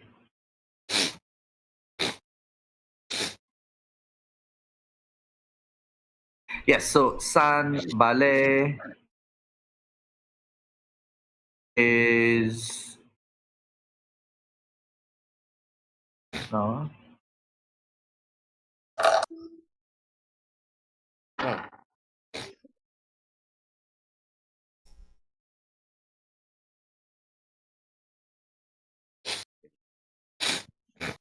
Yeah, he's going to do a scorching ray. 3 rays of fire and hurl them at targets within range. He hurls them at 2 at he hurls all 3 at Zach. Oh shit. And hi guys. Yeah, so, let's see if he hits. See if he hits.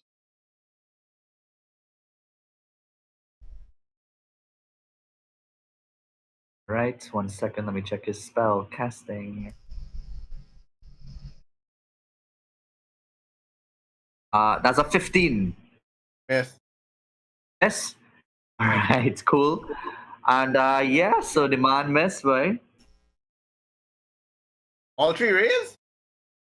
Well, you make a ranged spell attack for each ray. So the first ray comes through and misses.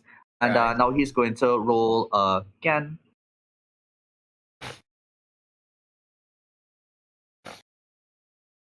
Uh, 12. Miss. And he's going to cross his fingers. And 14. Miss. Yeah, homeboy is not on top of it. And she looks back and says, Captain, don't worry about me. Focus on them. I'm sorry, of course I'd be worried about my crew. Onyx, it's be your turn. I move here 20 feet, and I want to use guiding bolt. Thank you. Okay, yeah, that's good. And Go ahead and guide that bolt, girl. Get to put it into the chat. he's the closest to me, right? Yes.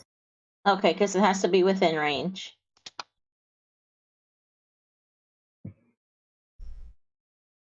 Oh, level 2, submit. Don't have level 2. You can't do It that. says cast at what level?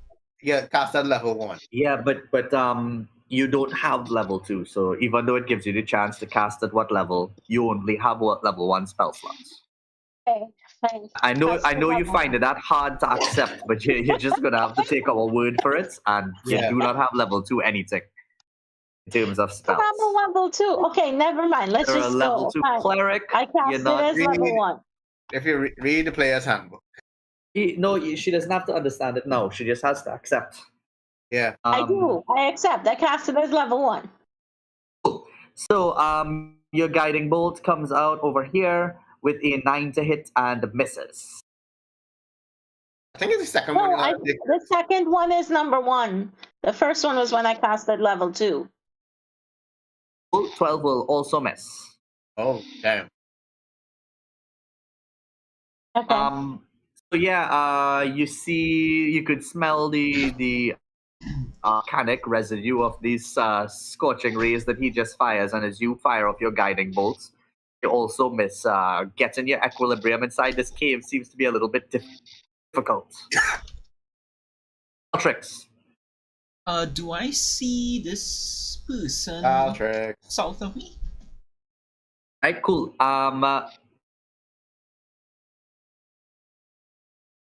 This bandit over here is going to get his shot. Sees that Onyx runs in, and he's going to just. No. I was asking if I saw this person. Which person? Let's see if you can. Yes, you can. All right. I'm going to blast her.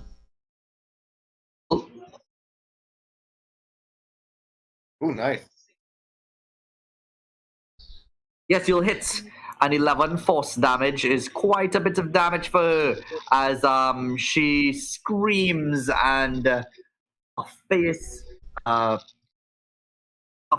bubbles with the magic of your eldritch blast, and yeah, she falls to the floor motionless. All right. So I'll just come right about here. And that'll be my turn. All right, cool. Yeah, the bandit is going to strike down on the person who just ran in, which is Onyx. So he's going to use his scimitar and diagonally slash straight across, trying to aim for your neck with a 20 to hit Onyx. And that's 5 slashing damage.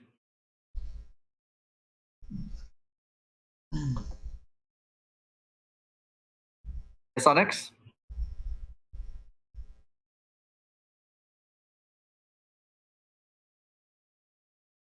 Oh, Adara, I see that your thing is mute as well if you were trying to speak. But yeah, Gusha, You took your 5. Oh. Well, no. I think there is a way. Yeah.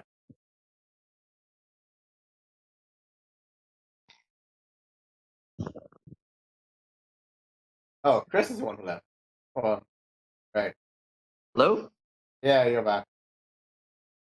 You sure? Still no You luck. sure?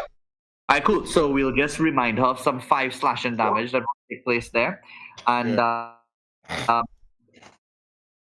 So it's yeah, Altrix, you'll get your 10 hit points. 4 hit. Oh, these guys were supposed to go first. What's up over here, man? 1 second. We're in combat. Cool. Hi, Duranga. Yes, cool. So yeah, this scout over here is dead. There are other scouts who are going to rush forward. 55 and is going to strike Wake up, at man. you. Duranga, a scout comes from behind the corner behind you where Caltrix blasted and rushes forth to attack you with her short sword. And she rolls a 20 on her first slash. Not a nat 20, so don't worry, it's not that bad. Doing 3 piercing damage.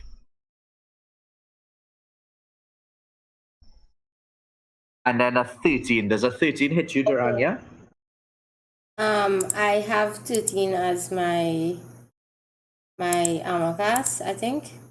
Yeah, 13 Yeah, you'll is take my armor class. take another 3 damage. 6 damage in total. Yeah, you're going to want to turn into a bear soon because behind that scout, another one comes up, goes down on one knee and aims her crossbow directly for between your eyes and fires her longbow, and fires it off with a 11 to hit, missing. Draws another one and fires it off with another 11, missing as well. Hercule, how your death save going, right? Your next one.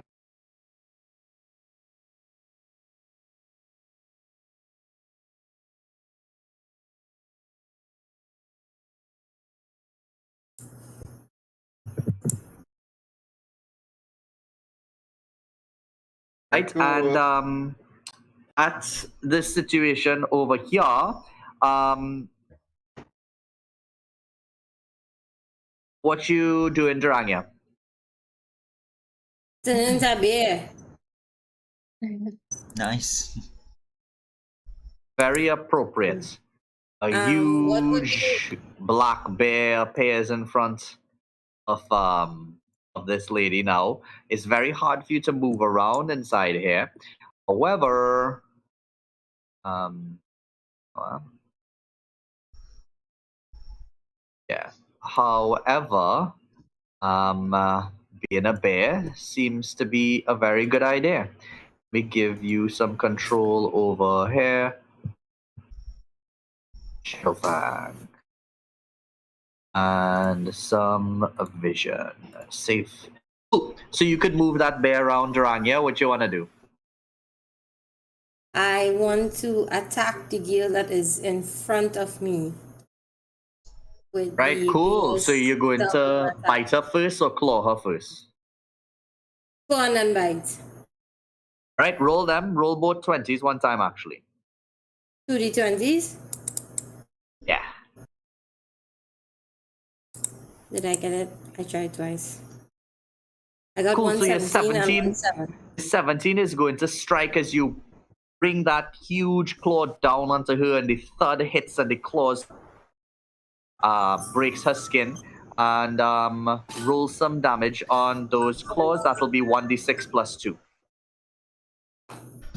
1d6 plus 2. I don't know if I do that right. It's There you 1d6. So 5 plus 2, 7. Cool, so that's great. you feel like you got a nice strike onto her. However, as you hit her to one side and you hit her out of the range of your bite, and your bite will miss. Okay. Okay, this bandit over here is dead, and Zach How is your much turn. HP do I get as a bear? 19. As the Okay. bear, you have 19 HP. Thank you. Alright, I So go does up. it- I go up to San Ballet, the Pirate King. And I attack, and I be like, huh. I want to be able to diplomacy. It's like, I have my glaive at him. It's like, why do you attack us? Come into my cavern, and you ask me why I attack you, mate. This is your cavern? What makes It isn't yours, is it? It's not mine, but it's the owner's. I know the owner, and they don't want you here. Owner's dead, isn't he? That doesn't mean anything. He's still around, probably watching us right now. It might be, but that's not how contracts work when it is. You're dealing with the deeds, son. All right, then.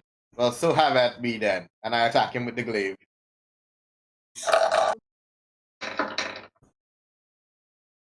Yeah, Dusa. Oh, good, nice.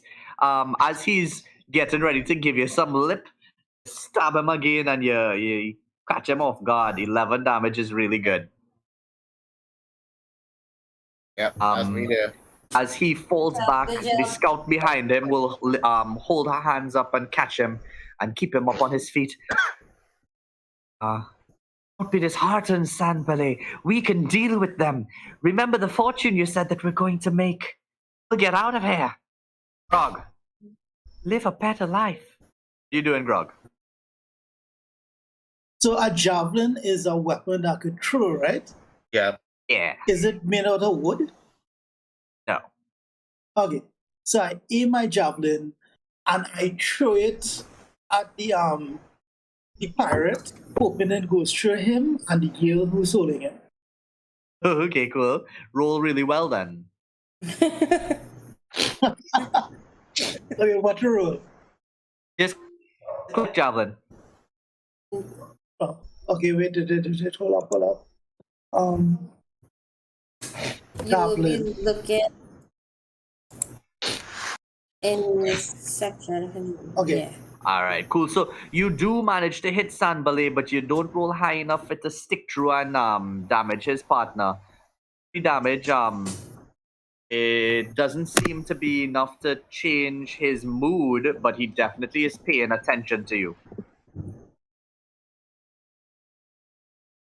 Scout is going to reach in front and rip out the javelin from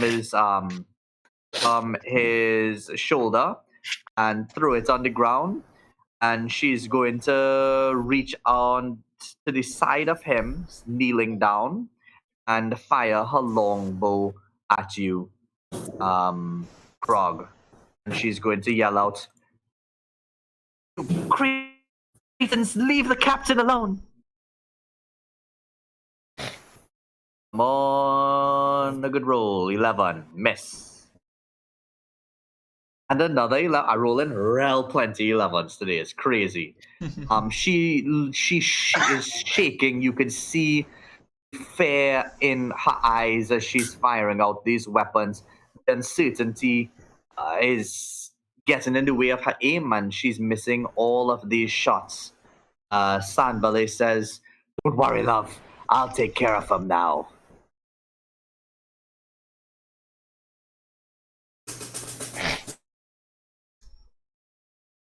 Yeah, so Sandbelly is going to nurse his wound a little bit just by touching it and taking it off. And then he's going to cast Magic Missile. Okay. Crap. That's an Yeah. automatic hit. Yeah. Nice little magical missile. I'll put it inside here for who wants to read it. And he's going to do it with a second level spell slot. Oh shit.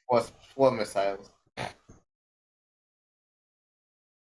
Right, cool. So those going to be 4d4 missiles heading out towards Zach.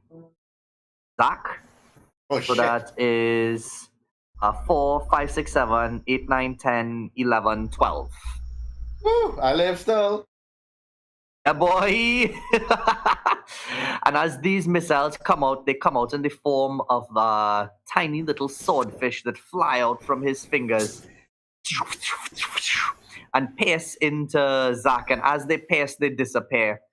And Caltrix, it's your turn now. I'm gonna go after this guy here. You wanna kill the girl behind Captain because she just be shooting us for free. She's been missing though. I trust Darangia to handle her. I want to free up Onyx.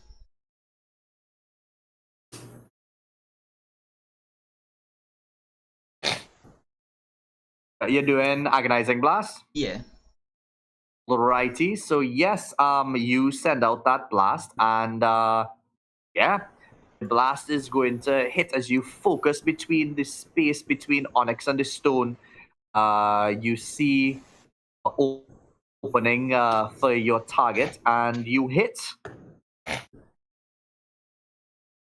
Nice. Managing to only singe 1 or 2 of Onyx's ears, not doing any real damage. For 7 damage, it seems to bother him quite a bit as he lets out a loud yelp that echoes across the cavern. Anything else, Caltrix? No, nothing else for now. He's still alive. Onyx, you need to see about Mercule. All right, cool. Onyx, what you doing? Yeah, you should brief him. Yeah, Brief him, brief him. Cure wounds him. Doing what? Cure wounds? Yeah, cure wounds him. He's dead. He's dying. Let me hear this like how it would sound in battle. What you all yelling out at Onyx? Help! Onyx! Mercule. Yeah, I'm near to the two of them, so I'll just like point at Mercule and you know shout at Onyx, help him. I think I'll just be growling like a bear, like, "Rrrr," looking in the direction of Mercule. Get back in the direction, Onyx. That's about right. Right, So then I do cure wounds. right. So roll a d8.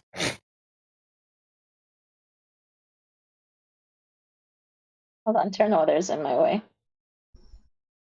Yeah, that happens. That's plenty. 7 plus your wisdom modifier is how much? Oh, wow. I think it's 4. plus 3. Plus 4, 7, 8, 9, 10, 11. Killer with the most. Mercule, wisdom you're is back in it 15. again. You got 11 HP, man. Right. So we're back up.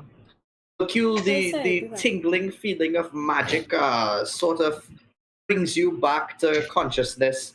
You quickly remember that you're inside of this cavern. You remember that you're under attack, and the sound of battle around you is echoing across the stone walls harshly. And you look up and see the caring eyes of Gersha. I say caring, I don't mean, kind and caring, because that's not yet proven. She cares about something, obviously. And you're back up, which is what is important. This bandit guy who just got hurt is going to take advantage of the fact that Onyx has turned around to cure her friend, and he is going to slice at her, try to carve out a bit of that neck with his scimitar. With 20, he manages to get through that protective netting of hair Onyx, but he only does 3 slashing damage. He grunts as he makes this attack, and that ends his turn. Does he hit the green thing? Which green thing is that? In her hair? Yeah. He rolled a 20. Don't hit the green thing. Yeah, yes, this second scout realizes, a bear? What am I dealing with? But she is steadfast in her objective to survive. And she believes right now that the way to survive is to channel all of training into the tip of her longbow as she looses her arrow with a 23 and 5 piercing damage to you, Bear, as she takes up another arrow with a 21 and another 6 piercing damage to you, Bear. Ooh, is she and doing as she that at yells, disadvantage? is she doing it at disadvantage? For close range. No, not her, you know. Oh, the next one. But yeah, there's another one over here. Oh, okay. Yeah. So she fires those out and she yells out, "We can do it, sister! Rally! You can do it!" And this sister, who's nearer by, is going to do everything she can to focus and look at this bear in the eye. Duranga, you get the feeling that she's looking almost at your human form as she lets out an X slash of her short sword in 2 directions.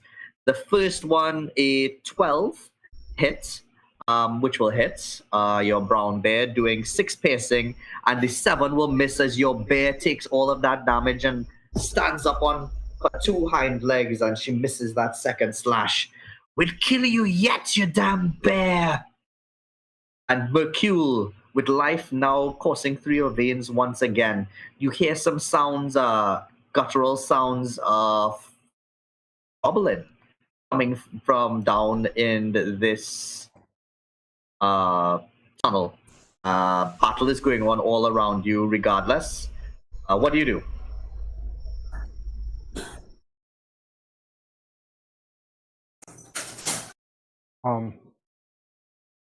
Sorry, I could come here and attack this one. You could move through them, you could, yeah. Yeah, so I'll attack this one.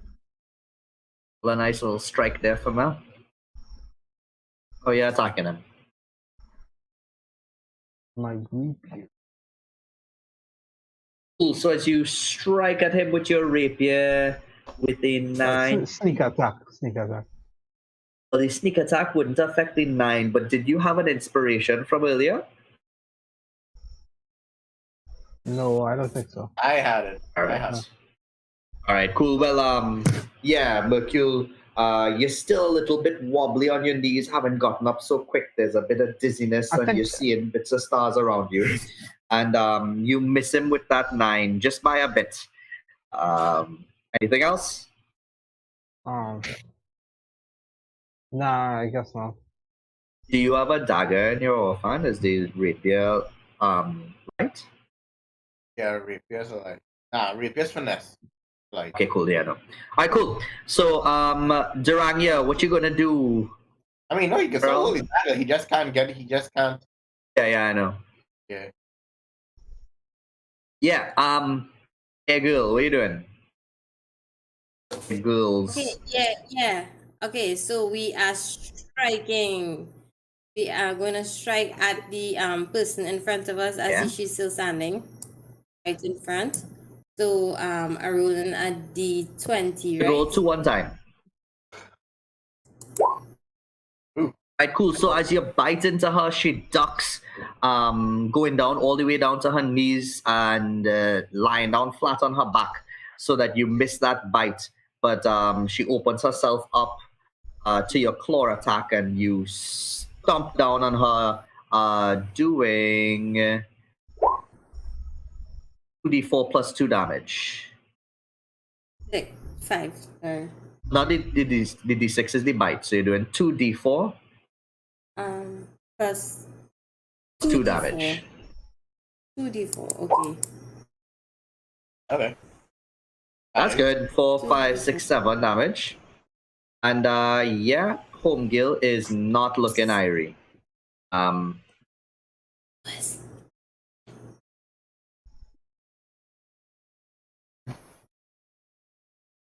Okay, so she's down there and she looks like she just has the last bit of life left in her.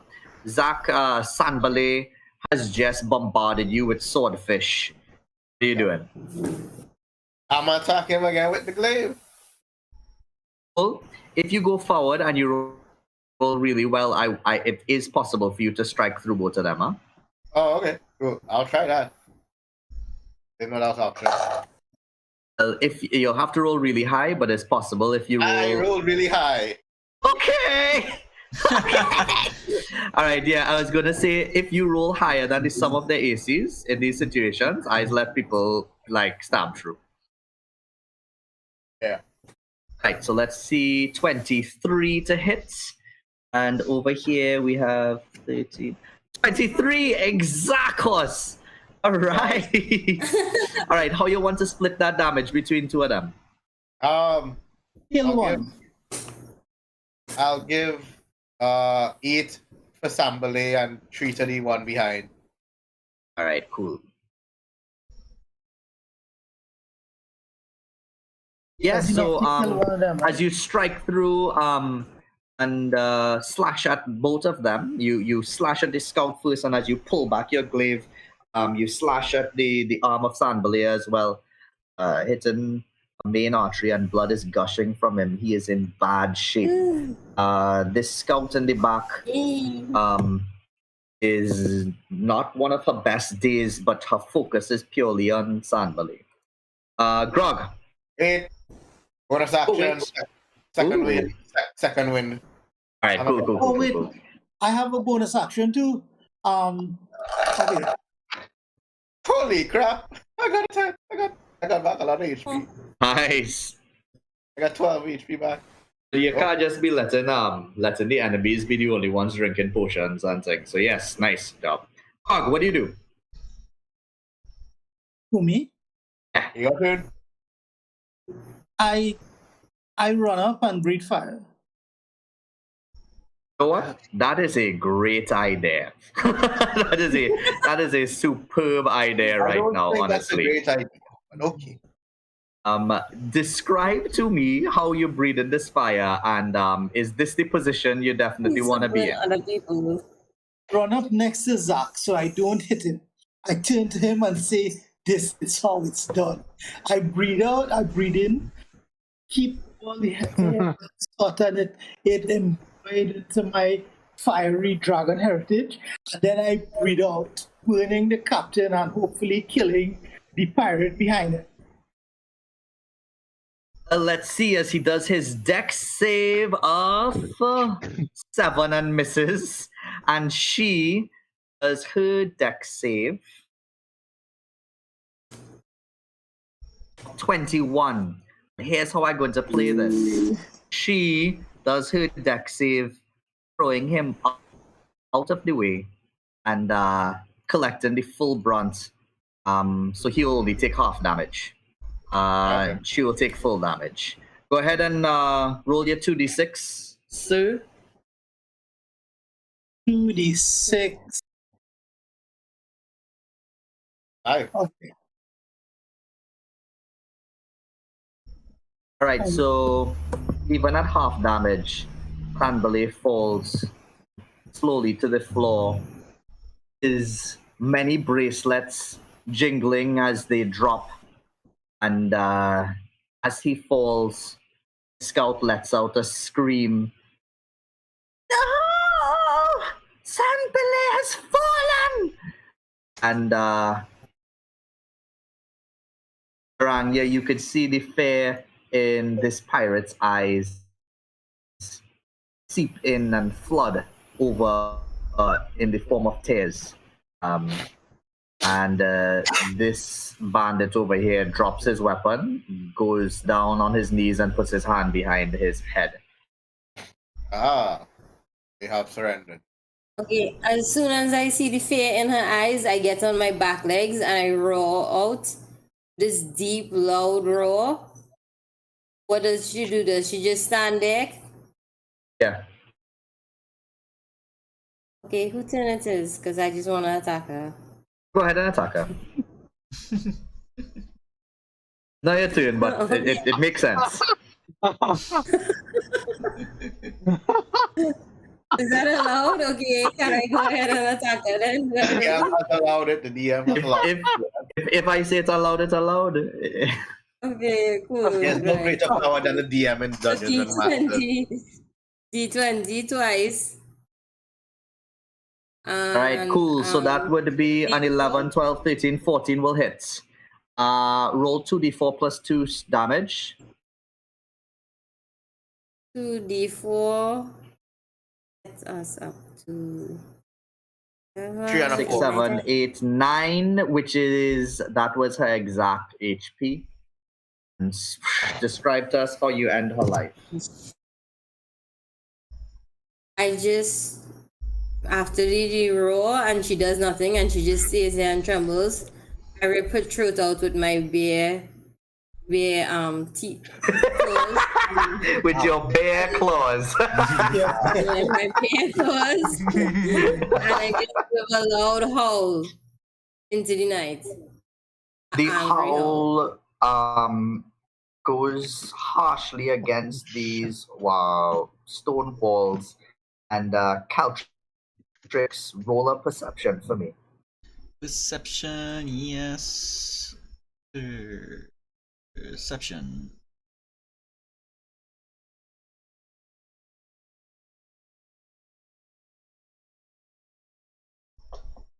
Yeah, you got it? It's 18. Yeah.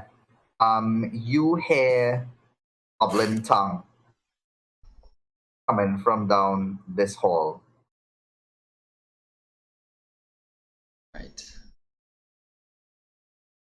They're still hostiles, guys.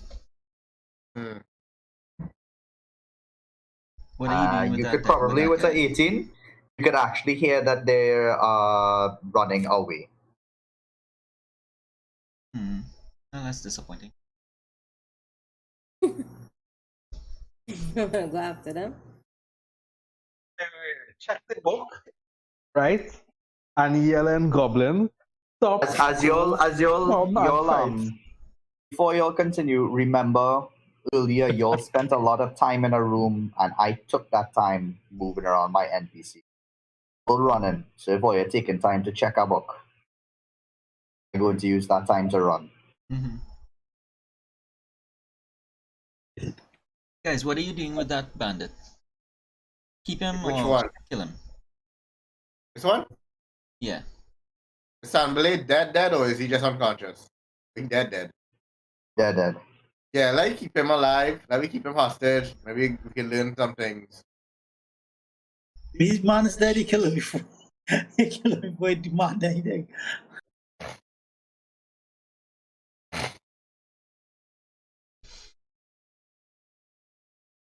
Jaranga, are you Clapped okay? him out or what? She dead? She is Probably. hunched over his motionless body, sobbing. Okay. Oh, I know what it is, my turn. You can act out of turn order right now. Yes, go ahead if you want to do something. I lift my great axe, I step up to her, and I use intimidation because I'm in a barbarian, and I say, "Tell me what's going on." Roll intimidation. Roll intimidation. How to do my intimidation? Go to your skills section in your The long list your of character sheet, and that is quite a roll, buddy. Yeah, but it's not for me. Right. Ooh, that is also quite a roll. Yeah. Both of y'all basically look at her towering over her, harsh orange shadows, orange light casting shadows down on her and her dead lover. She is terrified, but more so, she has no reason to keep any more secrets. And she says, "You'll be getting away on the boat soon." She takes out a dagger and is about to slit her throat. I stop her quickly. Full initiative with her. Oh. Good boy. 1 second, huh? To lift up this character sheet. Slow motion moving. The knife towards her throat. Mercule, do you wanna chase down those goblins with me? Oh, okay. Okay, cool. So she rolls 5 for her initiative, and you rolled a 9. Managed to stop her from taking her own life. Mercule and and Caltrix run down this corner. As they turn, they will see that the incline of the passage is perceptibly greater in this area. Coarse matting has been laid in place on the floor, negating some of the slope's slipperiness. Yeah. Continuing down, if you all do, the passage would widen to the south, this point to form a small cavern. There are 3 bolts of cloth and 5 small casks in the middle of the floor, resting on a piece of coarse matting. And at this point, as you'll turn that little corner there, you can hear the sound of waves in the ocean, and you can see there's some natural light coming from the right. Onyx, what are you doing? Bear, what are you doing? Me, I want to run after the people who running. I draw my bow. Cool. Can I? How much movement do I have? You have 40 feet of movement. So each square is 5. like other 5, column. 10, 15, 20, 25, 30, Someone 35, 40. Okay, I lost Over my here bear. now. Hold on. My bear Is this- disappear. Wait. Is this still land or is this sea I'm looking at here? You'll be able to reach with a 40 all the way down here, Dranya. Okay, cool. Oh, you put me? Thanks. Yeah. I'm trying to figure out if I'm... Yeah, as you step out over there, the passage leads into a cave that opens directly to the sea. The tide is out at present, and there's little water in the cave, but there is an obvious high water mark 3 feet above the floor.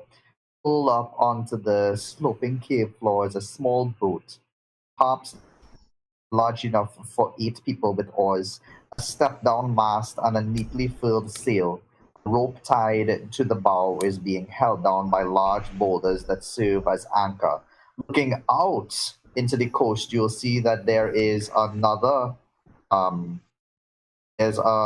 ship with 2 hobgoblins and a dwarf on it, and they're heading off. In fact, this hobgoblin, 3 hobgoblins, all of them out there over here in the water in their ship. What are you guys doing? Can I turn back into a human and then I don't know, sorry. Can I turn back into a human and use like a long range weapon against them to throw like a swing my quarterstaff, or do I have any long range anything? So your quarterstaff, not long range. I have a dart. I have check a and see if you Yeah, dart and sling, yeah. have a dart and sling. You could probably shoot something, but you're very confident that a dart isn't going to stop this boat of 4 people escaping. I want to shoot the boat. No, I just want to. Go ahead, I just want Caltrix. to. You wouldn't do much suffering on them as you haven't prepared any poison onto your darts recently.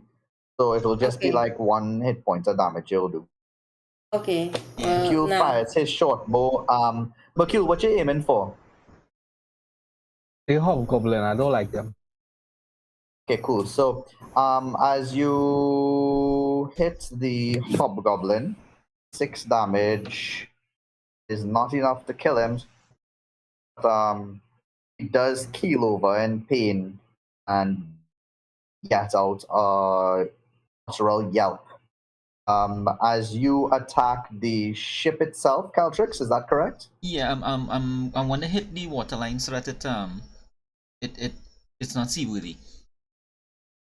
Cool. So yeah, you succeed in doing so, and a small hole is formed on the side of the ship.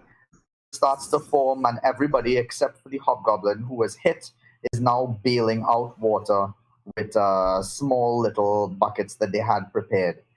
The tide is taking them out, and the wind is about to catch on to their sails, but the water is coming in quickly. Dranya, you saw all of that. Is there anything else you'd like to do? No, and I in human form now, eh? Correct? Right. Well, I think I would just kind of step back and see if I could find where Onyx went to.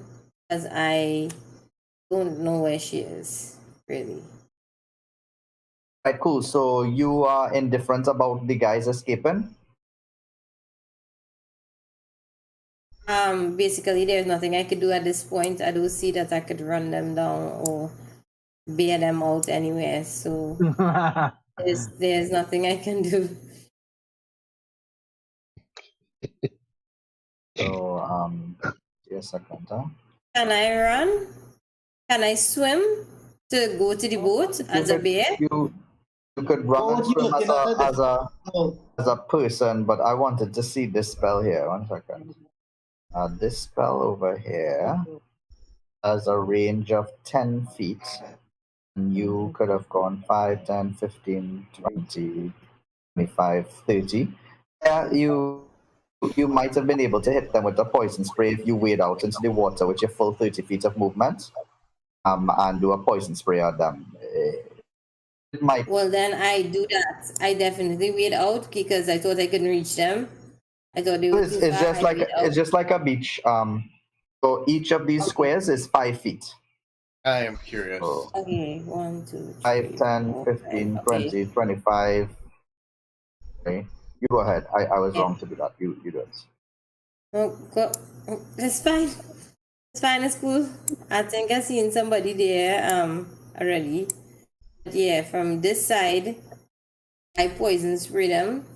Poison spray, it has a range of 10 feet, so you'll need to get like around here. Okay, we'll put mana, please. Okay, cool. So let me show you how I Because I do it. can't see too From good. here, okay. Let me see what's going on with you and vision. No, Okay, it's cool. just the light a little difficult to understand. That's all. Oh, thanks. So yeah, Much more 5, clarity there. 10, 15, 20, 25, 30, and you could set out your poison spray from there. Okay. Cool.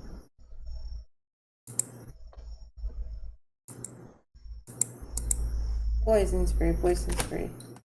Unless something went wrong with my character sheet. I'm not seeing my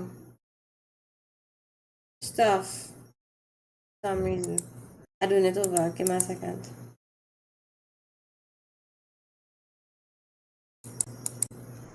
Yeah, poison spray, poison spray.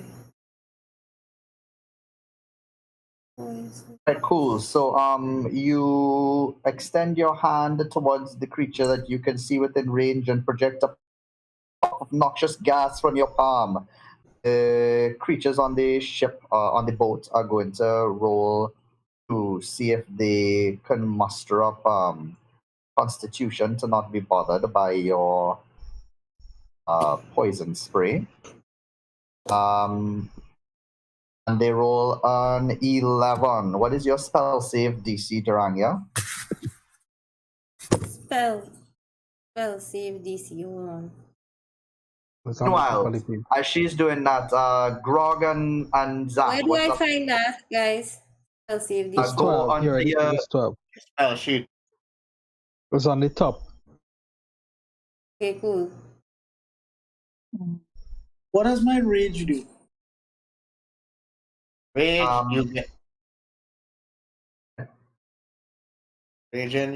you take less damage, and you think you have advantage or something. That's reckless attack. Rage, Rage, you take less damage and you do a little bit of bonus damage every time you strike with your blade. I'm not finding it. But I could only do it once on sleep, twice. It's supposed to be able to rage twice per long rest. Okay, then I'm going to use that. I run down to the boat and I breathe fire, not at a person, but at the boat. You see that place that they make the little hole? I blow and try to burn it, the hole, make it bigger. So if you were to run down all this way, you would have to spend your dash action. It would take you so long to reach that you wouldn't have time to fire right away. However, Durania, roll 1d12 damage to poison them.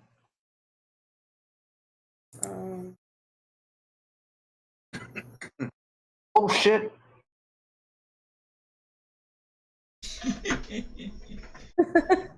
You said roll 1d12. Okay, well, And you did, and all 3 hobgoblins drop. In fact, oh yeah, all of them had 11 HP. So yeah, Jesus you just completely That's our weapon of mass destruction.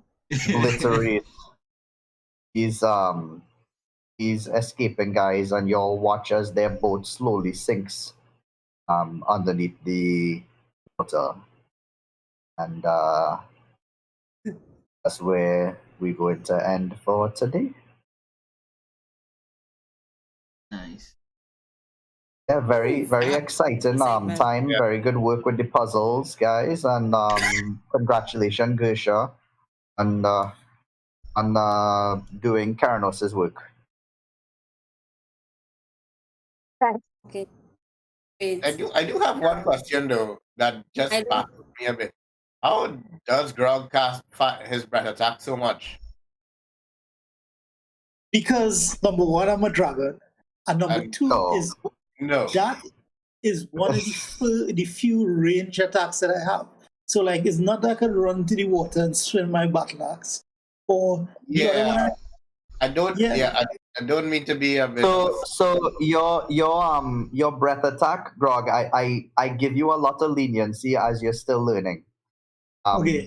So there's a lot of ideas you have that are very fantastical and good. The rules with D&D limit people a lot.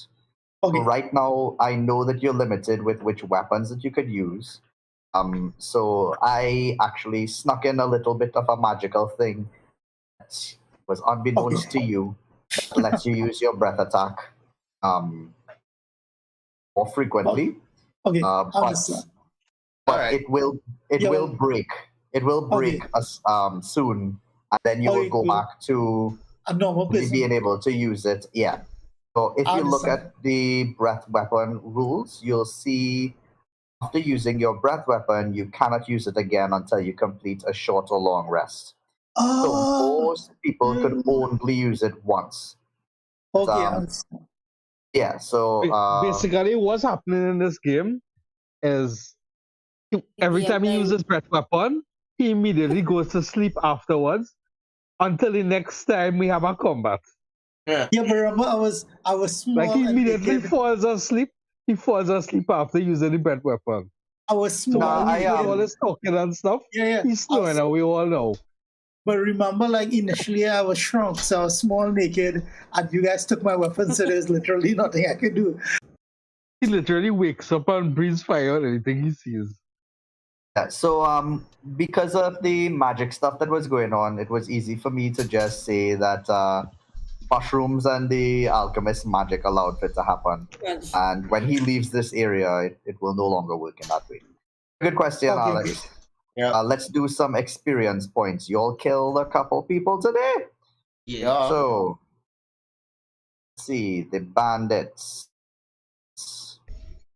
Bandits are worth 25 XP each. Sandballet was worth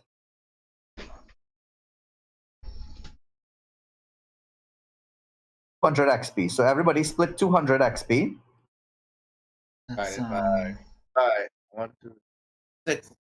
40. 6. That's 200 divided by 5? 6. 6 of us. Oh, okay, 6. It's like 30. That's 34 each. I take 6. 34. 35 each.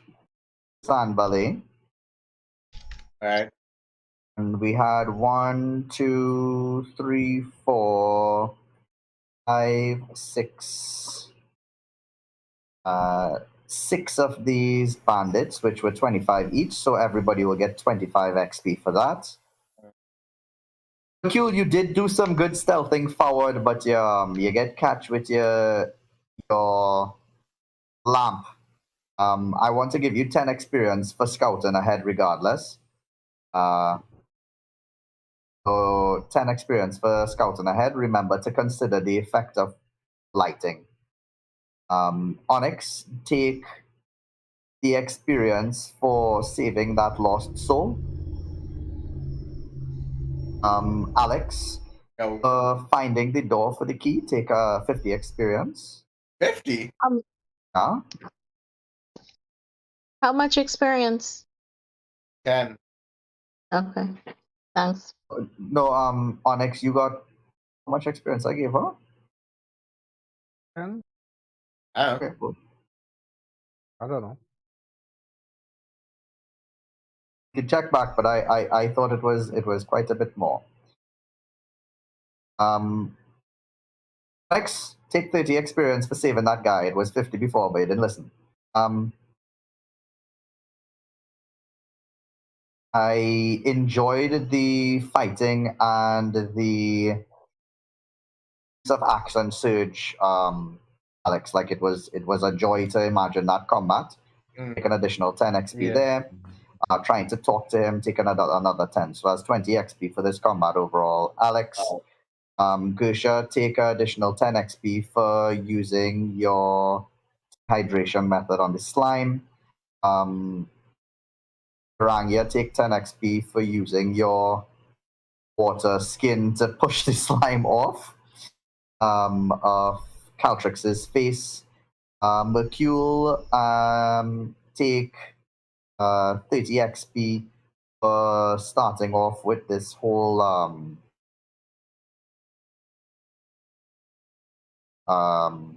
puzzle. I don't remember who was it who actually solved the puzzle. The book one? Yeah, that was me. Yeah. Right, cool. So that will be 30 for you, Caltrix.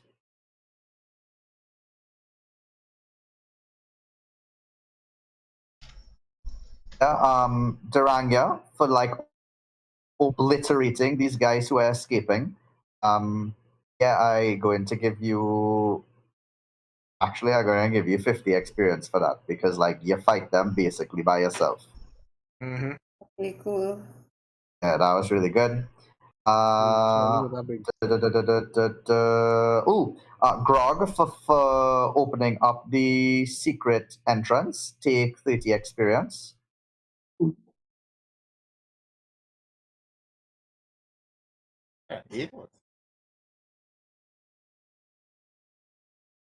And the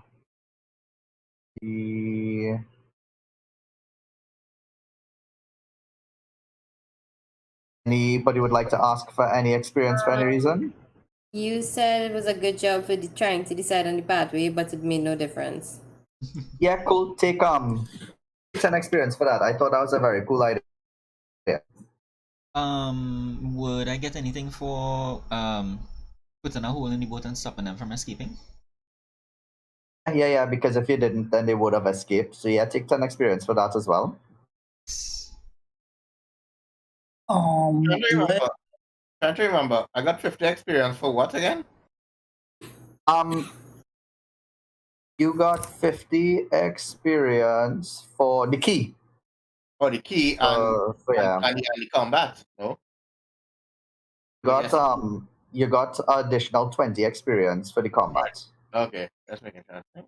You finding Sanbale's hideout and everything first would be 50 experience. And yeah. Do I get any bonus experience for like flaming up the fire, the slime, setting it on fire on myself to get it off? I would have, but that was my idea. Okay. Oh, I was able to use the ghost's direction to navigate the tunnels to know where to go. Yeah, cool. 10 experience. You would have find it anyway, but you're right. You did use your survival check for that. Nice. Well, I think that's it for me. Onyx.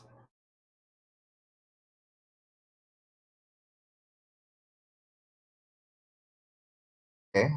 Right. Okay. I didn't hear you. Were you responding? Yeah. Yeah, Onyx. Take an additional 10 experience for bringing up your boy, healing him during combat.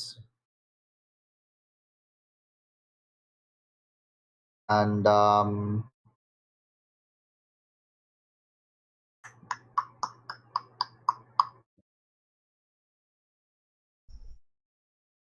Anything else, boy? Mercule, you were suffering when they were like looking at every little thing inside there. I just want to give you like 20 experience for being a good sport and letting them look at every little picture in the lab. So yeah, Mercule, 20 experience for that. And yeah, that's it. Cool. I've leveled up to level 3. Yeah. The thing is that the roll 20 only has champion as my archetype though. Yeah, you're going to just have to ignore that and manually put in the stuff. Okay. Unless you buy the book, Yeah. you just have to do those things. Okay. That's how this gets you. Okay, guys, next week for it. Good job. Very, very nice session tonight. Yeah. Good job, Yeah, guys. that was cool.